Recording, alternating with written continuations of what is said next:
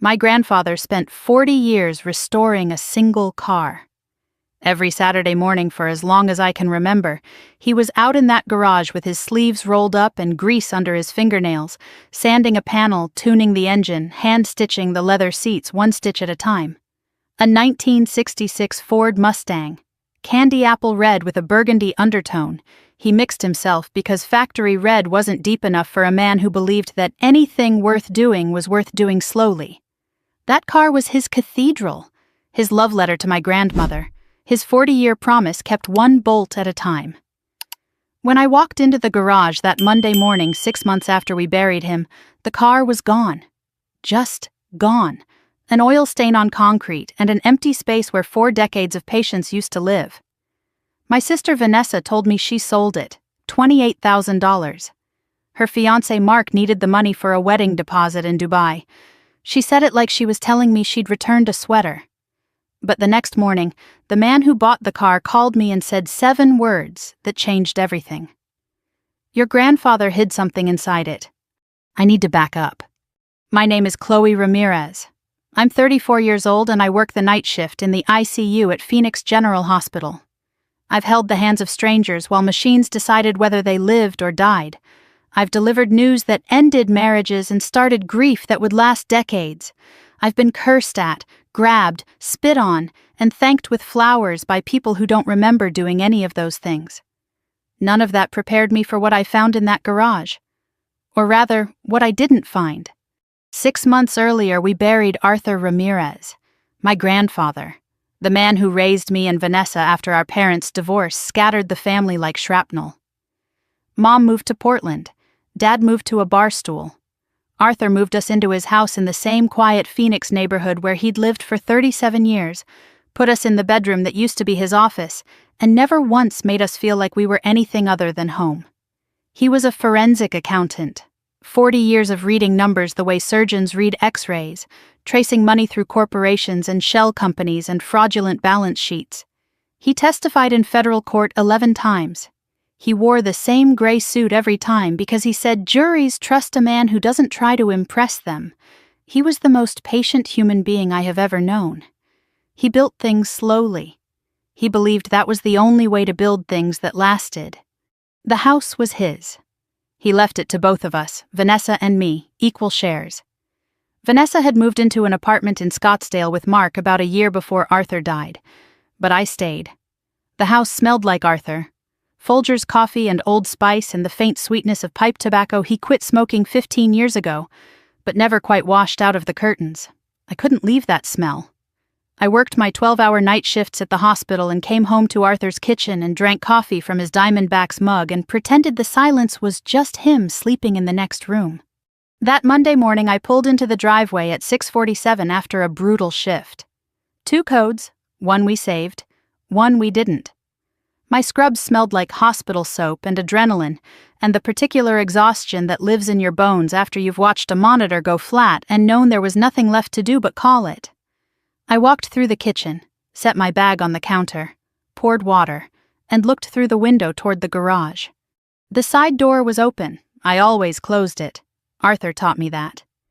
Close the garage, kiddo. The desert gets in everything. I walked across the yard, pushed the door wider, and stepped into the emptiest room I have ever stood in. The Mustang was gone.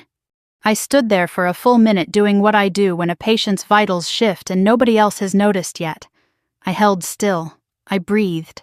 I looked at everything. The oil stain on the concrete floor, dark and wide, shaped like a heart split down the middle.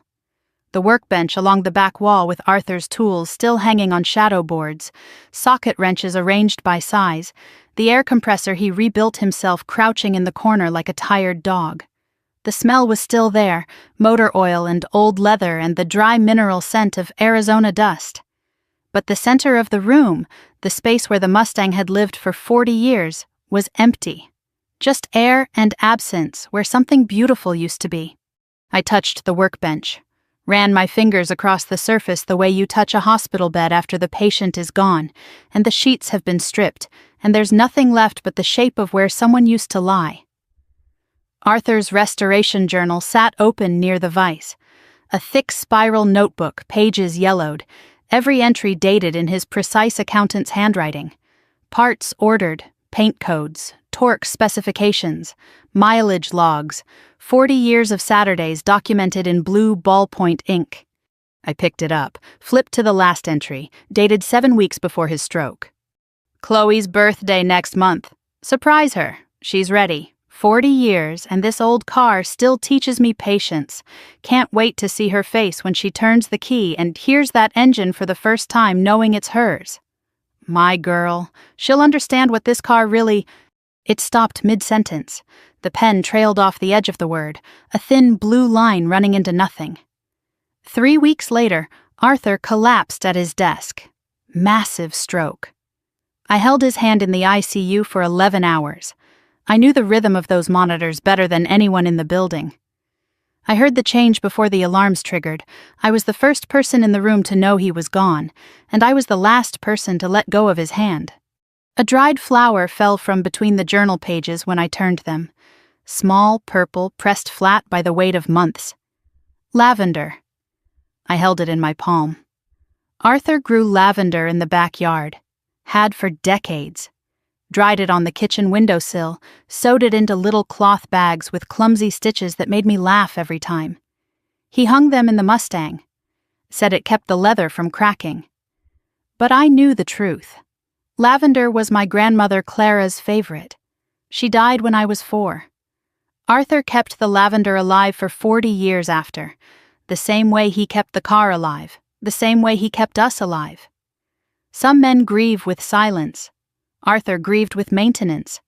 I set the flower back in the journal, then I noticed the floor. Fresh tire marks. Not the Mustang's tires, which I knew by tread the way I knew Arthur's handwriting. These were wider, heavier, trailer tires. Someone had backed a flatbed into this garage, loaded a 2,000-pound classic car and hauled it away. You don't need a flatbed to drive a car 3 miles to a mechanic's shop. The Mustang ran fine. Arthur had it tuned and running 2 months before he died. I remember the sound, the deep 440 Magnum rumble that shook the garage walls and made the wrenches rattle on their hooks. That engine didn't need a flatbed. Someone chose to use one. Someone planned this. I called Vanessa. 3 times. Each call went to voicemail. Her voice, bright and rehearsed, telling me to leave a message and she'd get back to me. I didn't leave a message. Some things you don't say to a recording. I sat on the garage floor with my back against Arthur's workbench and his journal in my lap. The concrete was cool through my scrubs. The oil stain spread in front of me like a dark mirror. Somewhere outside, a mourning dove called from the Palo Verde tree in the side yard, the same tree Arthur planted the year I graduated nursing school. "Every good thing deserves a witness," he said, patting the dirt around the roots. I didn't understand what he meant then. I think I'm starting to. I thought about the last time I sat in this garage with Arthur, 2 months before the stroke, a Saturday. He was adjusting the timing on the Mustang and I was handing him wrenches the way I'd been handing him wrenches since I was 8 years old. He looked at me over the engine and said, "You know what I love about this car, kiddo? It doesn't lie. You put good work in, you get good work out. Every bolt, every gasket, honest machine." He wiped his hands on a shop rag and smiled. People could learn something from a Mustang. He taught me to drive in that car. Desert road east of Mesa. Summer I turned 16. The Superstition Mountains burning red in the rearview mirror. "Both hands on the wheel," he said. "Feel the engine. Don't fight it. Listen to it. The car will tell you what it needs." I stalled it 4 times before I found the clutch point. He never raised his voice. Never grabbed the wheel. Just sat there in the passenger seat, patient as a man who had spent 40 years rebuilding an engine 1 gasket at a time and said, "Try again, kiddo. You'll get it." I got it. I remembered something else about that last Saturday in the garage. He'd been quieter than usual, kept looking toward the house like he was expecting someone. At one point he stopped working, stood up straight and said, "Chloe, if anything ever happens to this car, you come to this garage first. Before you call anyone, before you do anything, come here first, promise me." I'd promised. I thought he was being dramatic. Thought it was an old man's worry about a car he loved too much. I didn't understand. Not then. Now I was sitting in the empty garage at 6 in the morning with no sleep and a dead man's journal, and the slow, cold realization that Arthur Ramirez, forensic accountant, the most careful man I have ever known, had anticipated this. He knew someone might sell the car. He knew, and he prepared. Something was wrong. Not wrong like a bad day. Wrong like the feeling I get in the ICU at 3 in the morning when a patient's numbers start drifting before the alarms catch up. That feeling that lives somewhere between your ribs and your spine, the one that says, pay attention, something is about to change, and if you miss it, you can't get it back. That feeling had been whispering to me since I opened the garage door. Now it was screaming. I stood up, looked around the workbench one more time, and that's when I saw it. A folded piece of paper wedged into the gap between the workbench and the wall. Not hidden exactly, placed deliberately. In a spot only someone who knew this garage, who had spent years leaning against this bench, who had reached behind it 100 times to retrieve a dropped socket or a runaway bolt, would ever think to look. I pulled it free, unfolded it, Arthur's handwriting, a phone number with a Scottsdale area code, and below it, in careful block letters, "If the car is gone, call this number first. Ask for Harold. Tell him the lavender is blooming." The lavender is blooming. A code phrase. My grandfather, the man who spent 40 years restoring a car and 40 years reading fraudulent balance sheets, had set up a code phrase, hidden behind his own workbench. In a garage that was supposed to hold a birthday surprise for a granddaughter he didn't live to surprise. I folded the paper, put it in my pocket, walked inside, sat at the kitchen table. Arthur's chair was empty at the head, the way it had been empty for 6 months, the way I suspected it would be empty for a long time. But for the first time since we buried him, I didn't feel like I was sitting in an empty house. I felt like I was sitting in the opening move of something Arthur had been building long before I knew the game had started. I looked at the phone number. Whoever Harold was, Arthur trusted him enough to leave his name in a place only I would find. Whatever the lavender is blooming meant, it was important enough to hide behind 40 years of tools and dust and careful, patient work. I picked up my phone. My hands were steady. ICU nurses' hands are always steady, even when the rest of us is shaking apart. I dialed the number. I called Vanessa 7 more times that day. Every call went to voicemail. Her voice, bright and rehearsed, telling me to leave a message and have a blessed day. I didn't leave one. I stood at the kitchen window with the phone in my hand and watched the driveway and the open garage door I couldn't bring myself to close. The oil stain was visible on the concrete from here, dark and wide, holding the shape of something that used to matter to someone.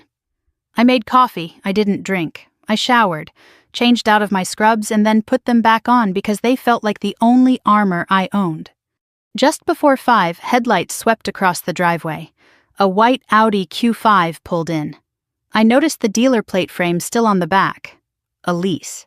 The kind of car you drive when you want people to think you've already made it but haven't bothered to commit to the payments. Mark parked in the exact spot where the Mustang used to sit. Not off to the side, not near the curb. Dead center on the driveway, right where the garage mouth meets the concrete, as though the car had never been there. As though he was already filling the space it left behind. A small thing, but it landed like a hand across my face. Vanessa got out from the passenger side. She didn't look at the garage. Her eyes went straight to the front door where she knew I'd be standing. Mark came around the car and placed his hand on the small of her back. Not guiding, steering, I've spent 10 years reading body language in the ICU, watching how families touch each other in waiting rooms, learning the difference between a hand that says, "I'm here," and a hand that says, "You're mine." Mark's hand was the second kind. I met them at the door, didn't speak, stepped aside and let them in. Evening heat still rose from the asphalt. Creosote drifted in from the desert.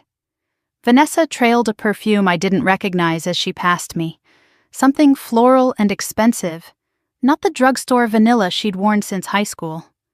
Another thing that used to be hers and wasn't anymore. We sat at the kitchen table. Arthur's table, the one he built from reclaimed railroad oak the year I was born. 3 chairs occupied. His chair at the head sat empty. I hadn't moved it since the funeral.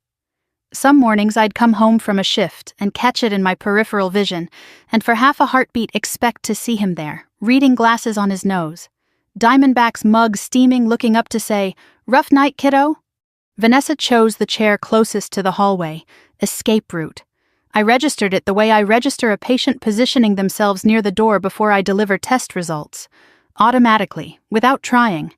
Mark didn't sit. He leaned against the counter and surveyed the kitchen the way a real estate appraiser surveys crown molding. His eyes moved from the window above the sink to the original tile backsplash to the archway into the living room. He was calculating, not admiring, pricing. I could feel it the way you feel a barometric shift before a storm. He was standing in my grandfather's kitchen running numbers in his head about what it was worth. His watch caught the overhead light. New, tastefully expensive, an Omega Seamaster or something near it. And his shoes. Italian leather, barely scuffed, the soles still sharp at the edges. These were not the possessions of a man who needed $28,000 from a 60-year-old car to fund a wedding deposit. These were the possessions of a man spending freely from a source he didn't intend to name. Something cold settled in my stomach and made itself at home. "Where is the car, Vanessa?" I kept my voice level, the same voice I use when telling a family that the next 24 hours are critical and I need them to hear me clearly. No panic, no accusation, just the question. Her hands twisted in her lap. "I can explain." "Where is the car?" "We needed the money for the wedding. Mark's been planning Dubai and the deposits were due and the car was just sitting there collecting dust. I thought Grandpa would have wanted us to use it for something that mattered." "How much?" She glanced at Mark. He gave a slight nod. "Permission." I watched that nod the way I watch a senior physician signal a resident across a patient's bed. Small and practiced. It meant my sister needed her fiancé's approval before she could answer a simple question about money. 28,000. I let the number sit. $28,000. 40 years of Arthur's Saturdays. 40 years of sourcing parts from junkyards across 3 states. Hand-mixing paint until the red was exactly the shade of dark wine he saw in his head. Hand-stitching leather with patience most people can't even imagine. Sold for the price of a mid-range sedan. Mark spoke for the first time. "Chloe, I get it. The car was sentimental, but your grandfather's gone. Sentimentality doesn't pay bills. That Mustang was depreciating in your garage while it could have been working for this family's future." This family's future. The way he said it. Possessive. As though the ring on Vanessa's finger granted him equity in everything Arthur spent his life building. As though engagement was a merger, and he'd just acquired a controlling share. "Besides," Mark added, shifting against the counter, "Harold said the engine needed serious work. Transmission was slipping, wasn't worth much more than what we got for it." He stopped, caught himself, but not fast enough. "Harold?" I asked, quietly. The way I ask a patient how much they've really been drinking when the liver panel tells me the truth they won't. Mark's jaw tightened for half a second. Micro-expression. The kind I'm trained to catch at 3 a.m. when someone says they're fine while their vitals say they're dying. "The buyer, some mechanic over on McDowell." But I heard it. Mark said Harold's name before Vanessa did, before anyone mentioned a name. He already knew the buyer, he'd already spoken to the shop. He had researched the sale, identified the target, set the price, and handed the script to Vanessa to perform while I was 12 hours deep in a night shift at Phoenix General. This wasn't my sister's impulsive decision. This was Mark's operation executed through my sister's hands. I filed it away, said nothing. ICU training. When a patient's vitals shift, you don't announce it to the room. You assess, you document, you act when the time is right. I stood up, walked to the counter, picked up Arthur's restoration journal, the one I'd found that morning on the workbench, set it on the table in front of Vanessa, opened it to the last page. "Read it." She read. I watched her eyes move across the page, watched them slow at the final entry, the one Arthur wrote 7 weeks before the stroke. "Chloe's birthday next month. Surprise her. She's ready. 40 years and this old car still teaches me patience. Can't wait to see her face when she turns the key and hears that engine for the first time knowing it's hers. My girl, she'll understand what this car really—" It stopped mid-sentence. The pen trailed off into nothing. 3 weeks later, he collapsed at his desk. I held his hand in the ICU for 11 hours. A tear hit the journal page. Not mine. Vanessa's. It landed on the word patience, smudging ink that was already months old. For a moment, she wasn't the woman who sold the car. She was the little girl who fell asleep in the Mustang's back seat on road trips to Flagstaff, who called Arthur Papa Bear until she was 12, who sat on his lap while he read the Sunday paper and pretended to understand the box scores. That Vanessa was still in there. I could see her. Underneath 2 years of Mark's careful influence, she was still in there. But then Mark moved. We should go. His hand found Vanessa's shoulder, that steering grip. Chloe needs time. We'll talk when everyone's calmer. The wedding planning won't wait, babe. Vanessa stood, eyes wet, still on the journal. Chloe, Go. I didn't walk them to the door. I sat at the table and listened. Footsteps on tile, the front door opening, the Audi starting, the sound of the car backing out of the space where the Mustang used to live. Then nothing. Just the house and the silence and the empty chair and the journal with my sister's tear drying on our grandfather's last unfinished thought. The clock on the wall said 7:14. I'd been awake 31 hours. My body wanted sleep. My mind was running triage. I replayed everything. Mark knowing Harold's name, the watch, the lease Audi, the way he appraised the kitchen like inventory, the way Vanessa needed permission before she could say a number out loud. I sorted the details the way I sort patient data after a complicated admission, looking for the pattern that connects the symptoms to the disease. Then something surfaced, a detail from that morning I'd pushed aside in the shock of the empty garage. The driveway, fresh scratches on the concrete near the garage mouth. Trailer hitch marks. Deep ones. Someone had backed a flatbed into the driveway, loaded a 2,000-pound car, and hauled it out. You don't use a flatbed to deliver a running car to a mechanic 3 miles down McDowell Road. You drive it. The Mustang ran fine. Arthur had it tuned and running 2 months before the stroke. I remember the sound of that engine catching, the deep rumble shaking the garage walls, the wrenches rattling on their shadow boards. Someone brought a trailer, loaded the car while I was gone. And Mark knew my shift schedule. He'd asked about it at dinner 2 weeks ago, casual as small talk. So Chloe works nights, huh? That must be tough. I'd thought he was being polite. He was timing a heist. This was not impulsive. This was orchestrated. And the man who orchestrated it had just stood in my grandfather's kitchen wearing Italian shoes and told me that sentimentality doesn't pay bills. I walked back to the garage, worse at night. Just oil stain and shadows and the absence of a car that should have been mine. I pulled the folded paper from my pocket, Arthur's handwriting under the bare bulb, a phone number with a Scottsdale area code, and below it, in careful block letters, the code phrase I still didn't fully understand. Back in the kitchen, I dialed, 4 rings, then voicemail. You've reached Bennett Classic Restorations. Leave a message after the tone. I hung up, tried again. Same. Left no message.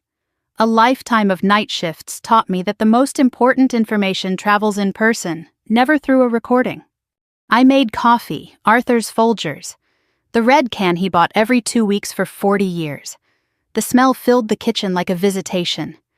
I sat with it at the table and took stock of what I knew and what I didn't. I knew the car was gone. I knew Mark engineered the sale. I knew Arthur anticipated it. I didn't know why my grandfather hid a phone number behind his workbench, why he invented a code phrase, or what Harold Bennett had to do with any of it. But I knew this. Arthur Ramirez spent 40 years as a forensic accountant. He traced embezzled funds through shell companies. He testified in federal court 11 times. He once told me, "Numbers don't lie, sweetheart. People lie. Numbers just sit there and wait for someone smart enough to read them." Arthur didn't panic. Arthur prepared, and whatever he prepared was sitting in a restoration shop on McDowell Road waiting for me. I fell asleep on the couch sometime after midnight.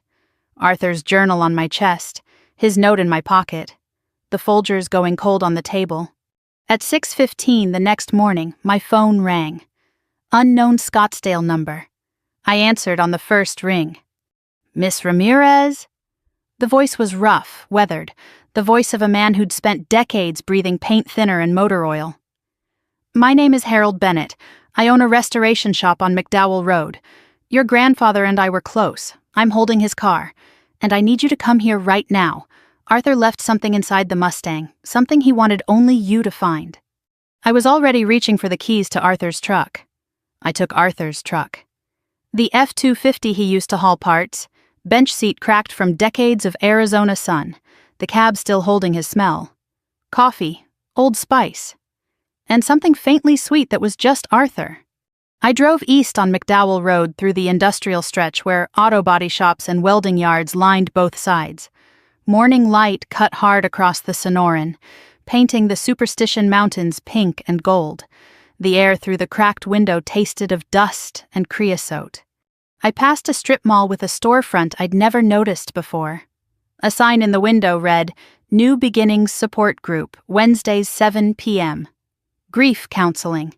I clocked it without thinking, the way I clock an irregular number on a monitor that isn't alarming yet but doesn't feel right either. Something about that sign pricked the back of my mind. I didn't know why. I kept driving. Bennett Classic Restorations sat between a transmission shop and a concrete supplier. Desert stone building, sandstone block, flat roof, a hand-painted sign. Bennett Classic Restorations since 1989. Above the bay doors, a vintage Texaco star sign, rusted at the edges but still proud. The lot held a dozen cars in various states of resurrection. A Corvette Stingray missing its hood, a Plymouth Barracuda in primer gray, and in the far corner under a canvas tarp staked against desert wind, a shape I'd have recognized from 100 yards. The long hood, the fast back slope. Even covered, the Mustang looked like it was about to run. I parked, breathed, the same breathing I do before walking into a room where the news is bad. The shop office door opened before I reached it. Harold Bennett, 62. Wiry and sun-darkened. Khaki coveralls with Harold stitched in red above the pocket. Silver buzz cut, marine sharp. Hands scarred from decades of metalwork. Eyes red-rimmed. He hadn't slept either. "Miss Ramirez." Working man's handshake. Firm, calloused, honest. "Thank you for coming this early. I wasn't sure you'd get my message." "You said my grandfather left something in the car." "I did." He held the door open and gestured toward the office. "But first, I need you to understand how I knew Arthur, and why he trusted me with this. Please, it's going to take a minute." The office was small, cluttered the way working offices get when the work matters more than the filing. Metal desk buried under invoices. A Mr. Coffee machine older than the building, the pot stained brown from years of service. Framed photographs on every wall, classic cars, before and after restoration shots, a few customer photos. One photo stopped me cold. Corner of the wall, slightly crooked in its frame. Arthur and Harold standing on a riverbank, fishing rods in hand, both laughing with their heads thrown back. Arthur looked 10 years younger. They were wearing matching caps that read, "World's Okayest Fisherman." I stared at it. This wasn't a business relationship. This was friendship. Deep, old, comfortable friendship. The kind built on matching hats and inside jokes and 20 years of Saturday mornings on a river. And I never knew it existed. "How long did you know my grandfather?" 23 years. 23 years. I visited Arthur every single week of my adult life. He never once mentioned Harold Bennett. He kept this friendship entirely separate, this whole corner of his life hidden. The man who told me everything about the Mustang's engine specs and the proper way to season a cast iron pan never said a word about the person he went fishing with for 2 decades. Harold poured coffee without asking, handed me a mug, black, no sugar, exactly how Arthur drank it. He sat down across from me and told me a story. 2001. Harold's wife, Ellen, was diagnosed with pancreatic cancer. 7 months from diagnosis to the end. Insurance covered 80%, which sounds generous until you realize that 80% of catastrophic still leaves you underwater. Harold owed $112,000. The bank was circling the shop with a foreclosure notice. His life's work, 30 years of building a reputation one restored engine at a time, about to disappear under a rubber stamp. Arthur was a customer back then, had been bringing the Mustang in for specialty work, chrome plating, paint matching, parts that Harold tracked down from junkyards and swap meets across 3 states. They were friendly. Not close. Not yet. Then Arthur saw the foreclosure notice taped to Harold's front door. "He didn't offer me money," Harold said. His voice thickened the way voices do when the memory is heavier than the words can hold. That's not who Arthur was.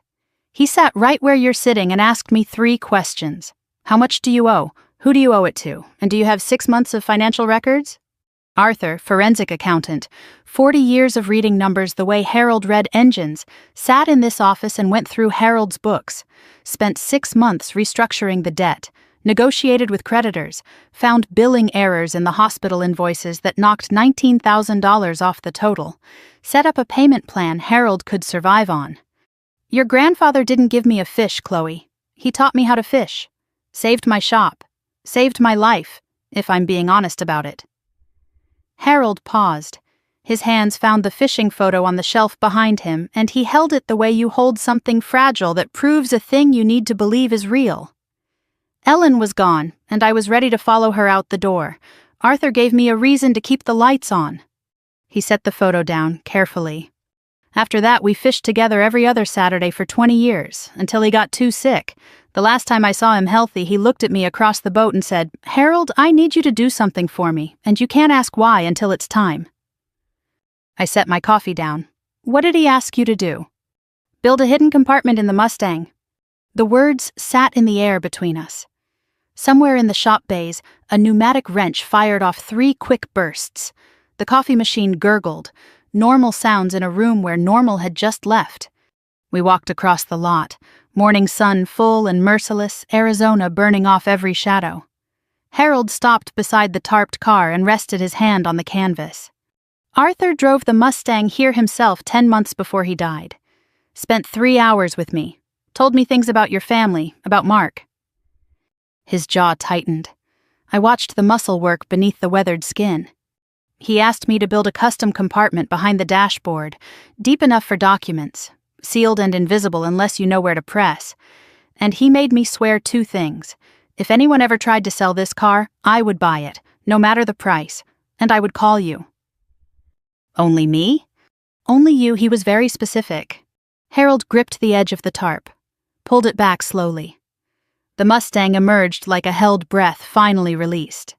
Candy apple red. Arthur's custom mix, deeper than factory, a burgundy undertone that shifted in the sun like dark wine held to light. Chrome bumpers throwing the desert back in clean white lines. Black leather interior through the window, every seam straight. Dashboard polished to a dark mirror. And hanging from the rear view a small linen bag with clumsy hand stitches along the edge. The smell reached me before I identified it. Lavender. It hit my chest like a fist made of memory. Arthur grew lavender in the backyard. Had for decades. Dried it on the kitchen windowsill. Sewed the sachets himself with stitches so crooked they made me laugh every single time. Keeps the leather from cracking, he'd say with a straight face. But I knew the real reason. Lavender was my grandmother Clara's favorite flower. She died when I was 4. Arthur kept the lavender alive for 40 years after, the way he kept the car alive, the way he kept us alive. Quietly, patiently, without being asked. The dried flower that fell from the journal in the garage. That was lavender. Everything Arthur left behind was threaded to the same root. I touched the hood, warm from the sun. I could feel him in the metal, in the paint he mixed, in the engine he rebuilt 1 bolt at a time across 4 decades. The car wasn't a car. It was Arthur's patience made physical. His love letter to everyone he'd ever protected, written in steel and chrome and time. He told me the code phrase, too, Harold said. The lavender is blooming. If you'd called and said that, I would have known Arthur sent you. I didn't say it. I didn't know what it meant. Didn't matter. I recognized your voice. A ghost of a smile. You sound just like him when you're angry. Harold opened the driver's door. Leather and lavender and old car rolled out of the cabin like something that had been waiting. I sat on the edge of the seat with my feet still on the ground. The way you sit beside a hospital bed when you're afraid of what comes next, but you sit down anyway because the person in that bed needs you there. Harold reached across me. His scarred fingers found something beneath the dashboard. A recessed latch invisible unless you knew exactly where to press. A soft click. The panel below the original AM radio swung open on custom hinges that Harold had machined himself. Behind it, a compartment about 8 inches deep and 12 wide, lined with dark felt. Inside, a manila folder 2 inches thick, the tab labeled in Arthur's handwriting. A sealed envelope on heavy cream paper with my name in his careful script. A small wooden box with a brass clasp, and a USB flash drive taped to the inside wall with black electrical tape. Harold stepped back from the car. He came here one last time, 8 days before the stroke, brought all of this, made me seal it up, made me promise. His voice cracked. Harold Bennett, former Marine, 30 years of working with metal and fire, a man whose hands could rebuild a transmission in the dark, stood in his own parking lot with tears cutting lines through the dust on his face. He cried that day, Chloe. Sat right where you're sitting and cried. I'd known your grandfather 23 years. Strong man, proud man, never saw him cry until that afternoon. Harold swallowed, looked at the ground, then looked at me. He said, I can't tell them, Harold. If I tell Chloe, she'll confront him and he'll disappear. If I tell Vanessa, she won't believe me and I'll lose her. So I have to hide it. I have to put the truth inside the car and trust that the car will bring it to her when the time comes. Harold walked away, his boots crunched on the gravel. I'll be in Bay 2, coffee's on, take whatever time you need. A bay door clanged open. Pneumatic tools hissed.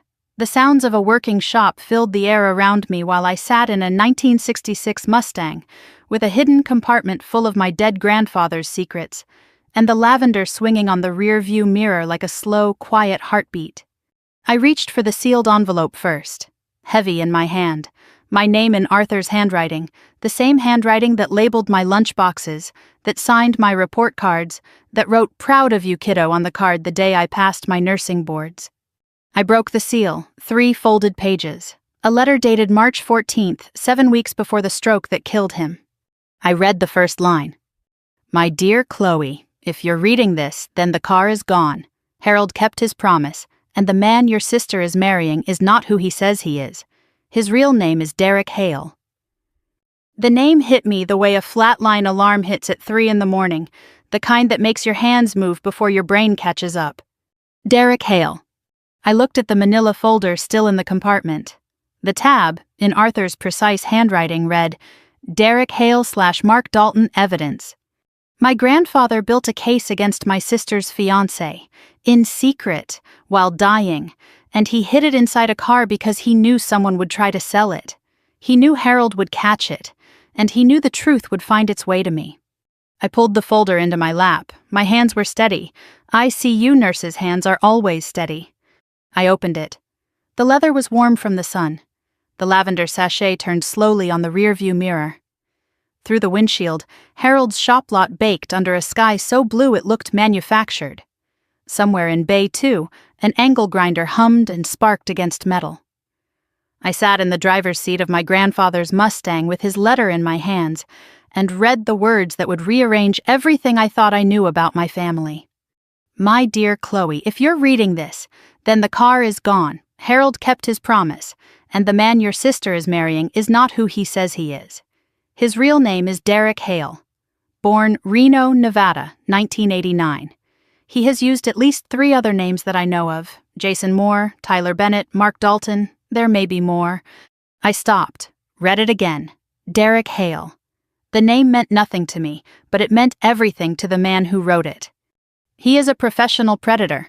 He targets women, usually divorced or recently bereaved, through support groups, church events, and dating platforms. He studies them for months before making contact. He learns their routines, their vulnerabilities, their family finances. Then he engineers a chance meeting that feels like fate. My mind snapped to a memory I hadn't examined in months. Vanessa telling me how she met Mark, her face lit up like I hadn't seen it since Arthur's diagnosis. The sweetest thing, Chloe, he was at the same grief counseling group after Papa got sick. He lost his mother, too. What are the odds? I'd thought it was beautiful. Two broken people finding each other through shared loss. I'd smiled. I'd been happy for her. The grief counseling center sign I'd passed on McDowell Road an hour ago burned behind my eyes. That sign wasn't a coincidence. Nothing about Mark was a coincidence. He didn't stumble into my sister's grief group. He researched her, found her there, sat down beside her and performed sorrow like a man who'd rehearsed it in the mirror. My stomach turned. I forced my eyes back to the page. His method is consistent. He marries quickly, usually within 6 to 8 months. He isolates the spouse from family. He identifies the financial assets, property, savings, retirement, inheritance. Then he builds access, joint accounts, co-ownership documents, power of attorney. Once he has legal control, he liquidates everything and disappears. Arthur's handwriting was steady in this section. Precise. No emotion in the pen strokes. He was laying out facts the way he'd laid out forensic audits for 40 years, the way he testified in federal court 11 times in the same gray suit. But I knew my grandfather. I could read the control behind the precision. He was furious, and he was terrified. I became suspicious 11 months ago. Vanessa pulling away. Canceled Sunday dinners, financial changes. I glimpsed credit card statements when she left her purse at the house. New charges that didn't match her salary. Classic isolation tactics. I've seen them before. Then the letter shifted. The handwriting changed. Not shakier exactly, but smaller, more careful. As though what came next cost him something to write. I was swindled once, Chloe. 1987. A business partner named Ray Geller took $80,000 from me through a phony investment scheme. I never told you or Vanessa. I was ashamed.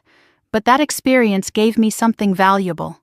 I learned what a con man smells like. The charm that's a little too perfect. The stories that don't quite add up. The way they watch you when they think you're not looking, measuring what you're worth. Mark has that smell. I recognized it the first time I shook his hand. I set the letter down. $80,000. In 1987, that was everything. Arthur never mentioned it, never showed bitterness.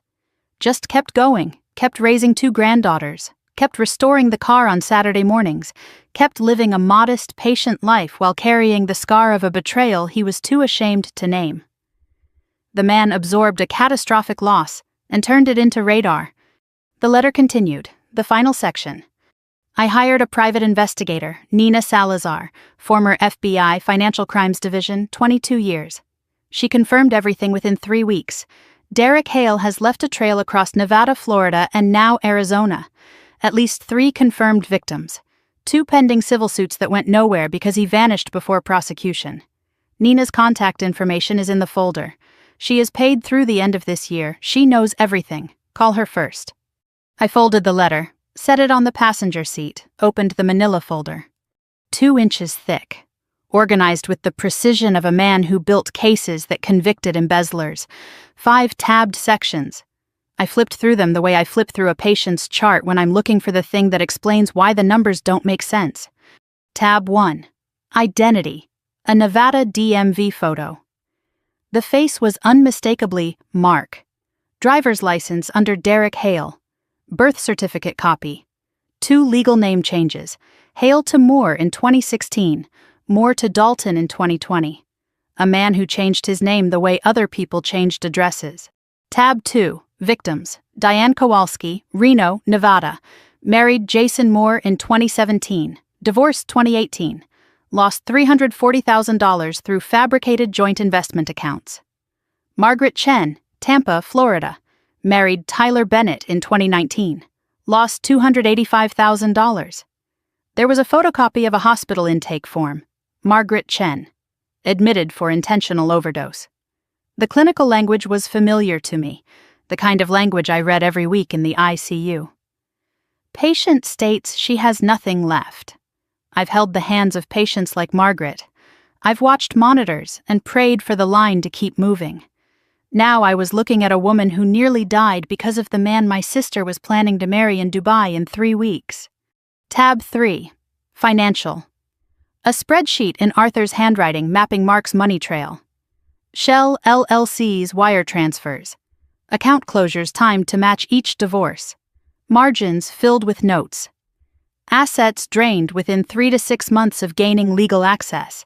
Funds routed through intermediary accounts before reaching offshore destination. Tab 4. Current threat. Arthur's handwritten timeline. Mark began discussing financial consolidation with Vanessa in January, suggested co-ownership of the house, mentioned simplifying the trust. These are preparatory moves. If Vanessa signs power of attorney, Mark gains legal access to the house, the savings, everything. Red ink at the bottom. Total exposure, approximately $800,000. Everything Arthur spent a lifetime building. I pulled the USB drive from the compartment, walked across the lot to Harold's office. He looked up from a carburetor he was cleaning, saw my face, and said nothing. Just pushed his laptop across the desk and went back to the carburetor. Some men know when words are wrong for the moment. I plugged in the drive, one file, video, titled, "For Chloe." I pressed play. Arthur appeared on screen. Webcam footage, grainy, slightly blown out from the desk lamp. His home office desk, the one I knew. Oak surface, green banker's lamp, Clara's framed photo. He looked thinner than I remembered. Gaunt, reading glasses. The flannel shirt I gave him 2 Christmases ago.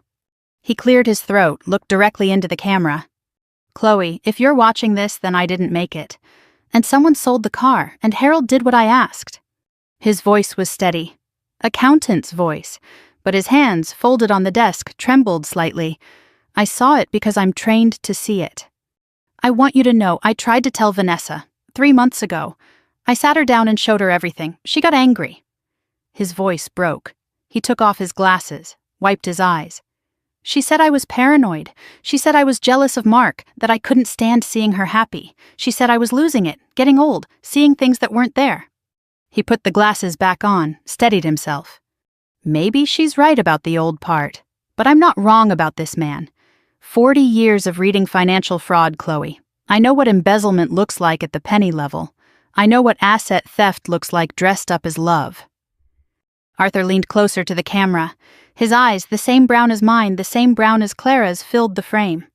"So I did the only thing I could. I gathered the evidence. I hired Nina. I hid it all in the one place I knew would reach you. Because I know you, kiddo. You're the one who paid attention. You're the one who sat in the garage and handed me wrenches and asked questions about torque specifications when you were 12 years old. You're the one who will fight." He paused. The desk lamp hummed. Somewhere in the house behind him, a clock ticked.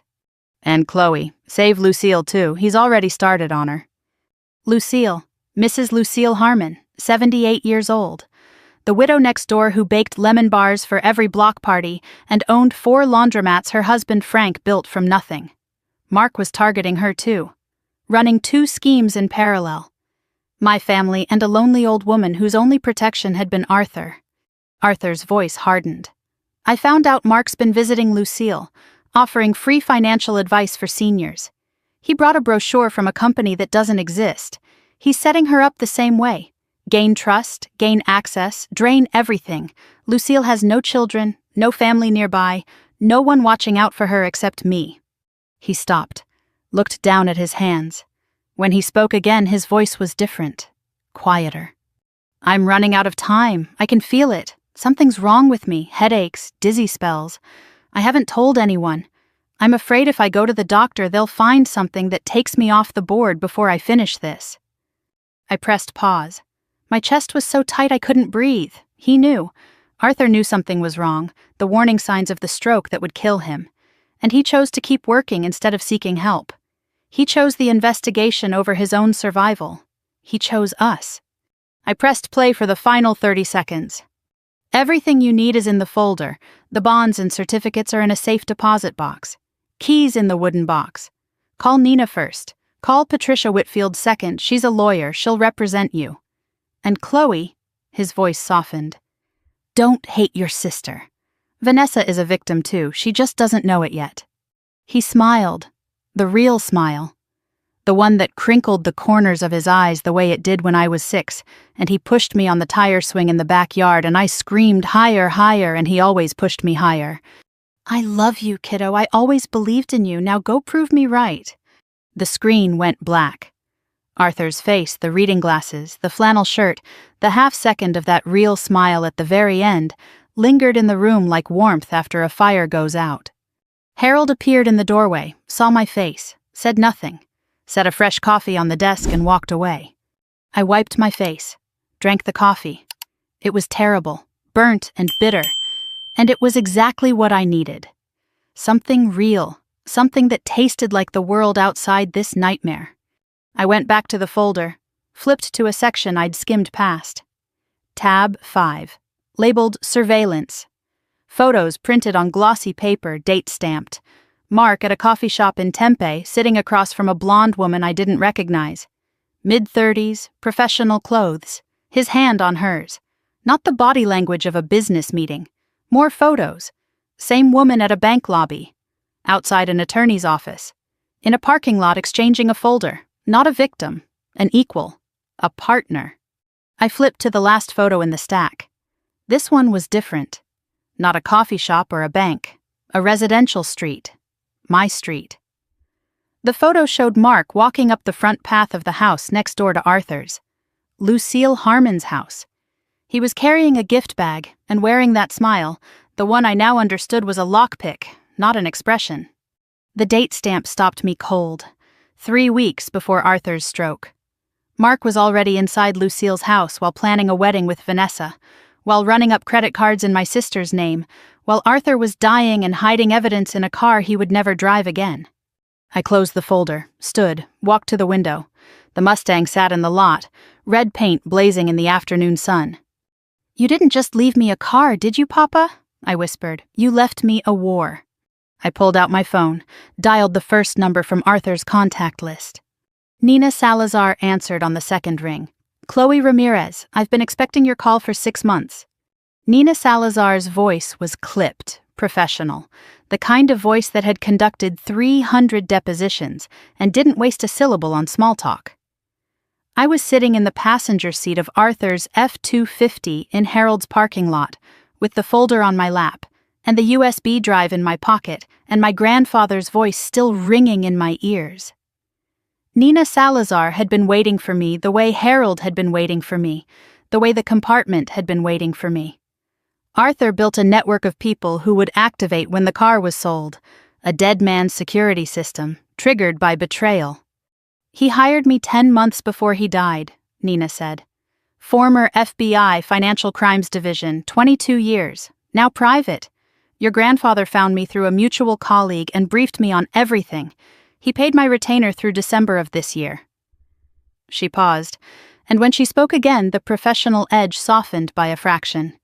He said, "If I don't make it, Chloe will find you eventually. Be ready." So I've been ready. "What do you have?" "Everything, but first you need to hear this." Nina's voice dropped. "Do you know how Mark met your sister?" I knew the story. Vanessa told me over dinner, glowing, the happiest I'd seen her since Arthur's diagnosis. The grief counseling group, the Wednesday meetings where she went to process her anticipatory grief over losing our grandfather. Mark was there too, lost his mother. 2 broken hearts finding each other in a church basement. "His mother is alive," Nina said. Flat, no inflection. A fact delivered the way a pathologist delivers autopsy results. "She lives in a nursing home in Sparks, Nevada. Hasn't seen her son in 7 years. He joined that grief group to find your sister. He researched Vanessa for at least 2 months before making contact. Her social media, her work schedule, her relationship to Arthur, the estimated value of Arthur's estate. He was shopping for a target and your sister fit the profile." The grief counseling sign on McDowell Road flashed behind my eyes. I'd driven past it 2 hours ago, and something had pricked at me. Something I couldn't name. Now I could name it. Mark didn't stumble into Vanessa's grief. He hunted her inside it. Nina shifted to operational mode, fast, dense. The military briefing energy of a woman who had spent 2 decades building cases against people who stole from the vulnerable. The marriage license was filed. Wedding in Dubai in 21 days. After the wedding, Mark would push Vanessa to sign co-ownership papers on Arthur's house and a general power of attorney. If he secured POA, he could access savings, refinance the house, liquidate Arthur's trust share, all legally, all through Vanessa's signature. Arthur had moved 60% of the trust into an irrevocable trust in my name alone. Mark couldn't touch that. But the house, the savings, Vanessa's share of the estate, all of it was still exposed. Total at risk, roughly $530,000. Arthur was the most thorough client I've ever had, Nina said. He left you everything you need, but we have a clock, 21 days. I hung up, sat in the truck for 30 seconds doing the breathing I do before a difficult procedure. Then I drove to Wells Fargo on Camelback Road. The wooden box from the Mustang compartment sat on the passenger seat. Arthur made it himself, hand-carved, brass clasp. Inside, a brass key and a slip of paper. Box 814. Go today, don't wait.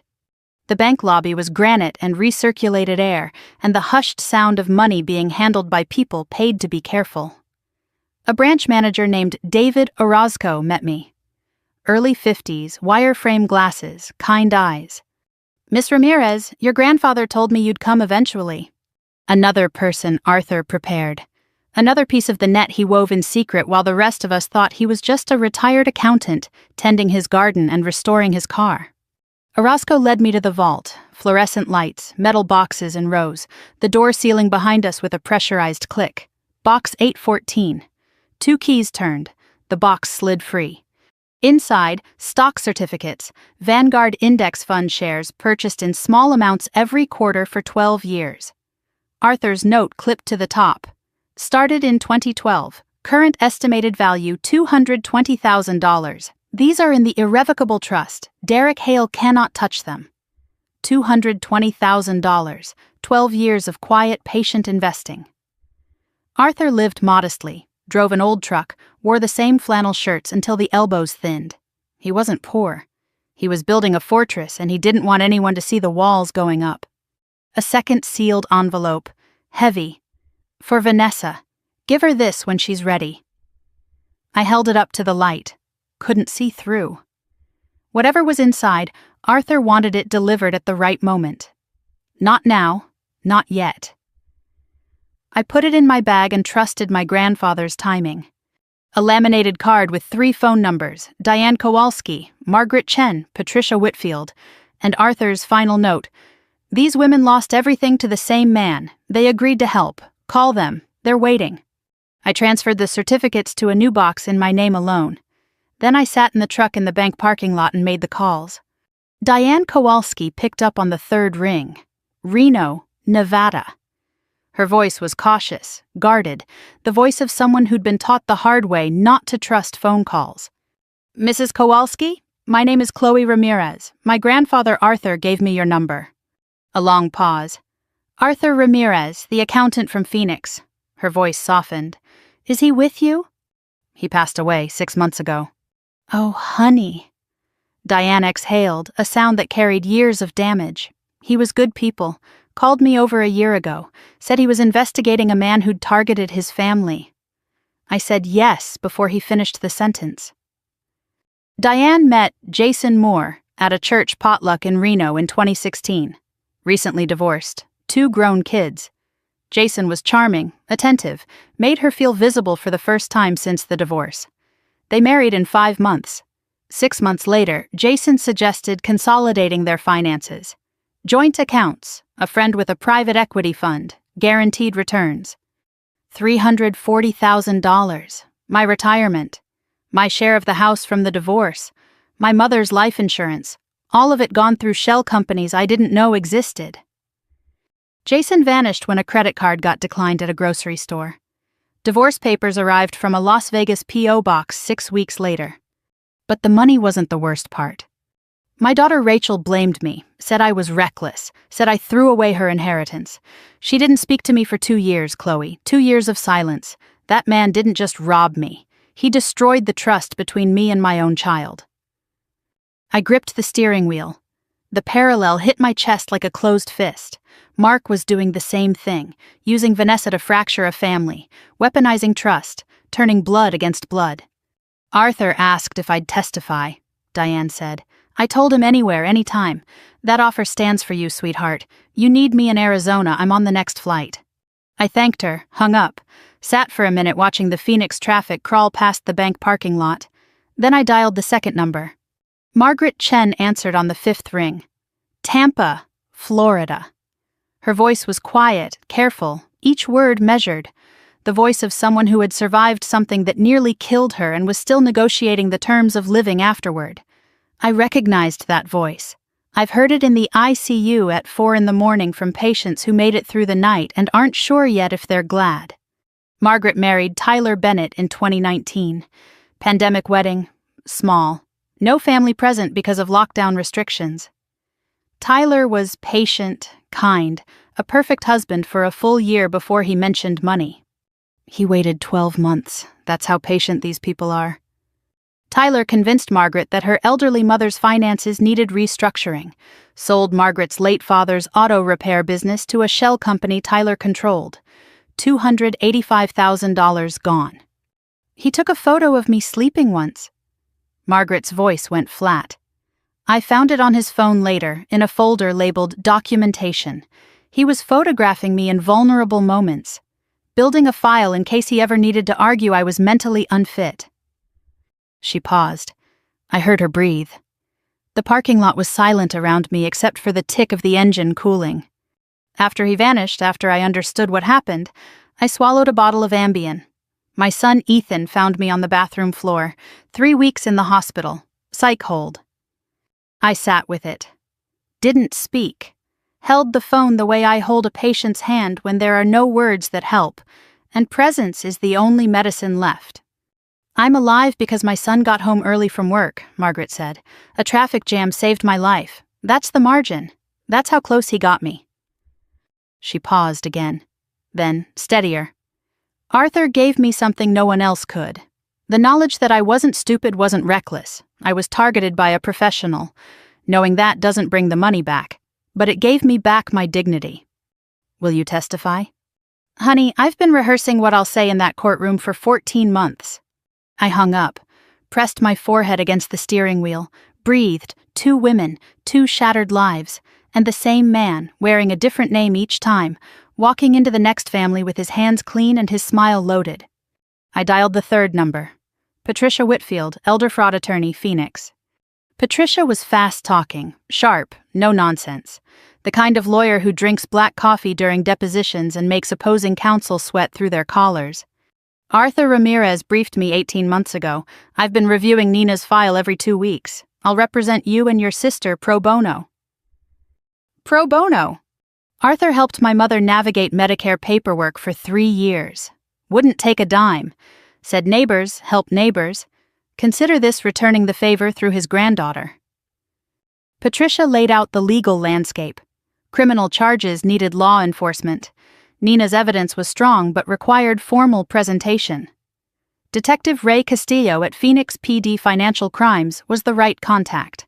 Patricia knew him. Civil fraud suits could run simultaneously. Multiple victims strengthened the case enormously. But the critical gap, they needed Mark to demonstrate current intent on record. The folder proved identity and pattern. A defense attorney could argue rehabilitation. They needed Mark to reveal his active plan, documented, admissible. We need him comfortable enough to talk, to pitch, to lay out exactly what he wants Vanessa to sign and why, and we need it on camera. Then Patricia added something that made my stomach drop. Nina flagged something this morning. Mark opened 2 LLCs last month, both registered under Vanessa's name. Vanessa didn't sign the incorporation papers, he forged her signature. That's a felony on its own. But more importantly, it tells us he's already moving. He's not waiting for the wedding. He's building the financial infrastructure right now. 2 shell companies. My sister's name forged on documents she'd never seen. Mark wasn't planning anymore. He was executing. I drove home. The desert scrolled past, saguaro and creosote and red dust. Arthur's house waited at the end of the street. The empty garage. The oil stain shaped like a cracked heart. I pulled into the driveway, checked my phone, a new message from Nina, a file attachment, and 4 words. Check your sister's credit.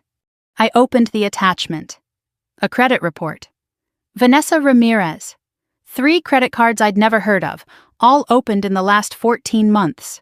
Total balance, $54,000. Charges, restaurants, hotels, flights, a $12,000 Dubai venue deposit, and an $8,000 payment to Pinnacle Financial Advisory, LLC. Pinnacle Financial Advisory, one of the 2 LLCs Mark forged under Vanessa's name. He was charging expenses to his own fake company through my sister's credit. A second message from Nina. He's also started visiting Lucille Harmon. Free financial advice for seniors. He's running 2 schemes at once. We need to move on Lucille before she signs anything. I stared at the phone. 2 fronts, 21 days. And my sister didn't know any of it. 37 steps from Arthur's front porch to Lucille's. I've counted them since I was 8 years old, running back and forth between the 2 houses carrying lemon bars in one direction and tomatoes from Arthur's garden in the other. 2 houses. 2 families braided together for 30 years by the kind of friendship that doesn't need explaining because it's built into the foundation of every day. Arthur and Frank arguing about the Diamondbacks over the fence on summer evenings while the grill smoked and the sprinklers hissed. Clara and Lucille sitting on Lucille's porch with iced tea, laughing at their husbands, planning potlucks, sharing recipes that neither of them followed exactly because that's not how recipes work between friends. 4 people who made a neighborhood feel like a country. Now only Lucille was left, and the man who was trying to destroy what remained of my family was already inside her house. Lucille's place was a single-story Arizona ranch with a terracotta roof faded to salmon by decades of sun. Desert landscaping done right, golden barrel cactus in neat rows, a palo verde tree throwing dappled shade. By the front door, a clay pot of lavender that Lucille and Arthur planted together the year Clara died. The lavender was blooming. It was always blooming. Butterscotch sat on the porch railing, 15 years old, arthritic, still carrying himself like he owned the zip code. I scratched behind his ears. He purred and closed his eyes. This cat had known me since I was 19. Lucille opened the door before I knocked. 78, 5'2", sharp-eyed behind bifocals, silver hair in a careful bun. Flour dusted her apron. Baking day.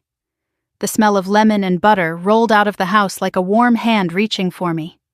Chloe Marie Ramirez, I haven't seen you in 2 weeks. She pulled me into a hug that was surprisingly strong for a woman her size. You look like you haven't slept. Come in, I made bars. I stepped inside and the house wrapped around me the way it always had. Lemon cleaner, lavender, flour, the faintest trace of Bengay. Photographs covered every surface. Frank Harmon, square-jawed and kind-eyed, the man who built 4 laundromats from a single broken washing machine he fixed in his garage in 1971. Frank and Lucille at their wedding, Frank and Arthur fishing, Clara and Lucille laughing with arms linked at a barbecue while their husbands argued about something that didn't matter and mattered completely. I sat at Lucille's kitchen table and I didn't rush it. Drank the coffee she poured, ate a lemon bar still warm from the rack, asked about her hip, her garden, Butterscotch's vet visit. I built the conversation the way I build rapport with frightened patients, gently, letting them lead, earning the right to say the hard thing by showing up for the easy things first. Then, carefully, Lucille, has anyone new been coming by lately? Anyone offering to help with finances or paperwork? Her face brightened. Oh, you mean Mark. Such a nice young man. Vanessa's fiancé. He's been so thoughtful. My stomach contracted, but my expression stayed level. Tell me about his visits. Lucille told me everything. She had no idea what she was describing. Mark first came 3 months ago. Said he was getting to know the neighborhood since he'd be family soon. Brought flowers. Complimented the house. Asked about Frank. Listened to Lucille's stories about Frank building the business from nothing. Second visit he brought pastries. Mentioned he was a financial consultant. Offered to look over her insurance policies. Just to make sure you're not overpaying. Third visit he reviewed the paperwork. Suggested her portfolio was underperforming. Fourth visit he brought a brochure. Lucille handed it to me across the table. Glossy paper, professional printing, stock photos of smiling seniors. Pinnacle Financial Advisory, a toll-free number, A website. I recognized the name before my fingers finished unfolding it. Pinnacle Financial Advisory. The same LLC mark forged under Vanessa's name. The same phantom company that charged $8,000 to my sister's credit card for services that didn't exist. The phone number went to a burner. The website was a template with stock photos and fabricated testimonials. I knew this because Nina had traced every thread of it 2 days ago. I was holding a hunting weapon designed to look like a helping hand. But to Lucille, sitting across from me with flour on her apron and trust in her eyes, it looked real. It looked like safety. It looked like a kind young man helping a widow manage her late husband's legacy. And that was the cruelest part. Mark didn't just steal money. He stole the feeling of being cared for. He made loneliness feel like it was ending, and then he made it permanent. He said I should simplify my holdings, Lucille continued. Move everything under one umbrella. He has a meeting set up for me next Thursday to sign some papers that will streamline my accounts. Sign some papers, next Thursday, 11 days from now. I set my coffee down. This was the moment. I'd rehearsed it on the walk over, standing on the sidewalk between the two houses, trying to find the words to tell a 78-year-old woman who trusted the world that the world had sent a predator to her door. Lucille, I need to tell you something about Mark, and it's going to be hard to hear. I started small, factual, the way I deliver devastating news in the ICU, clear, compassionate, no euphemism. Mark's real name is Derek Hale. He's used at least 3 other names. He targets women, usually widows or recently divorced, and gains access to their finances through trust and charm. I let that land. Then, Grandpa Arthur found out 11 months ago. He hired an investigator. He gathered evidence. My voice caught. He told me to protect you too. Lucille set the spoon down. Her hands trembled, not frailty, the effort of holding herself together. Arthur knew? He left instructions in the Mustang. He said Mark was already targeting you. The grandfather clock ticked in the hallway. Butterscotch shifted on his chair. Outside, a mourning dove called from the Palo Verde. Arthur used to do my taxes, Lucille said finally. Her voice was thick. Every April for 15 years.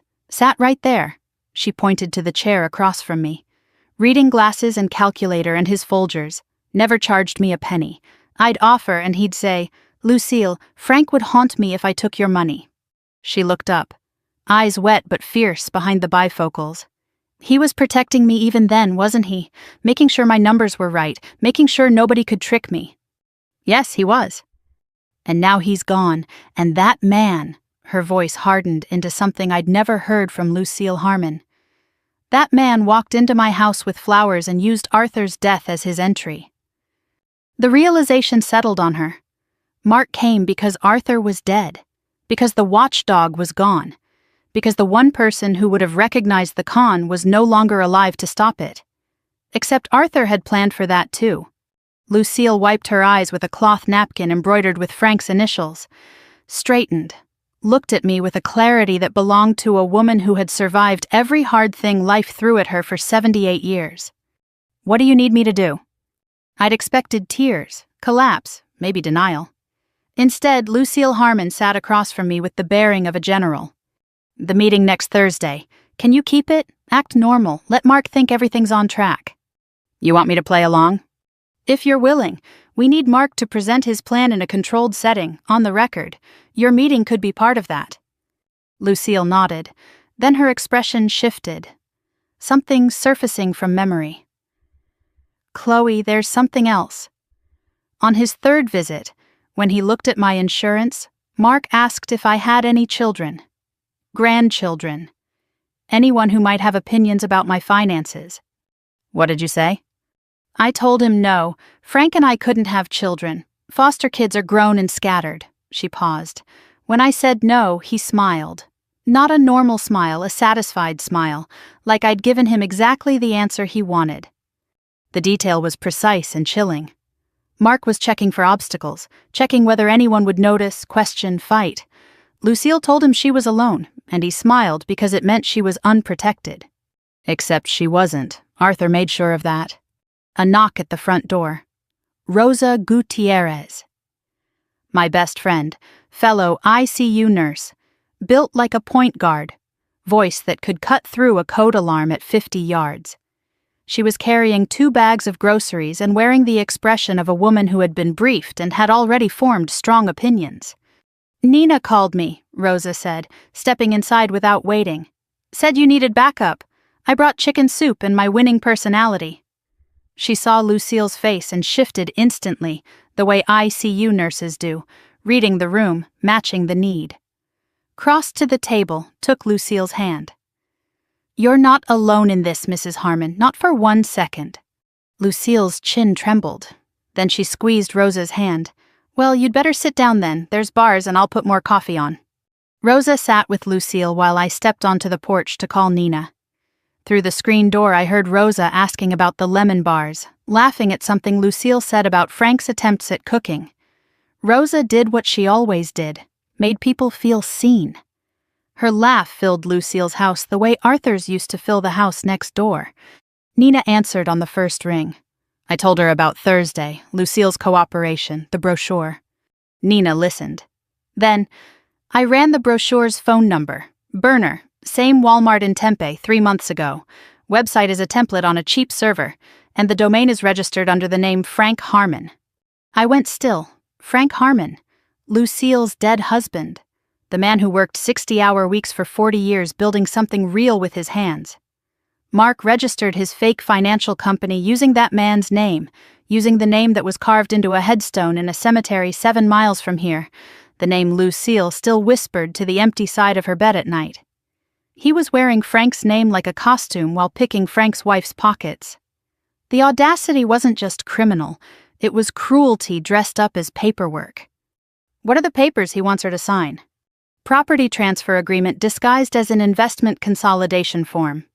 If Lucille signs, she transfers ownership of all 4 laundromats to Pinnacle Financial Advisory, LLC, registered under Vanessa's forged name but controlled by Mark.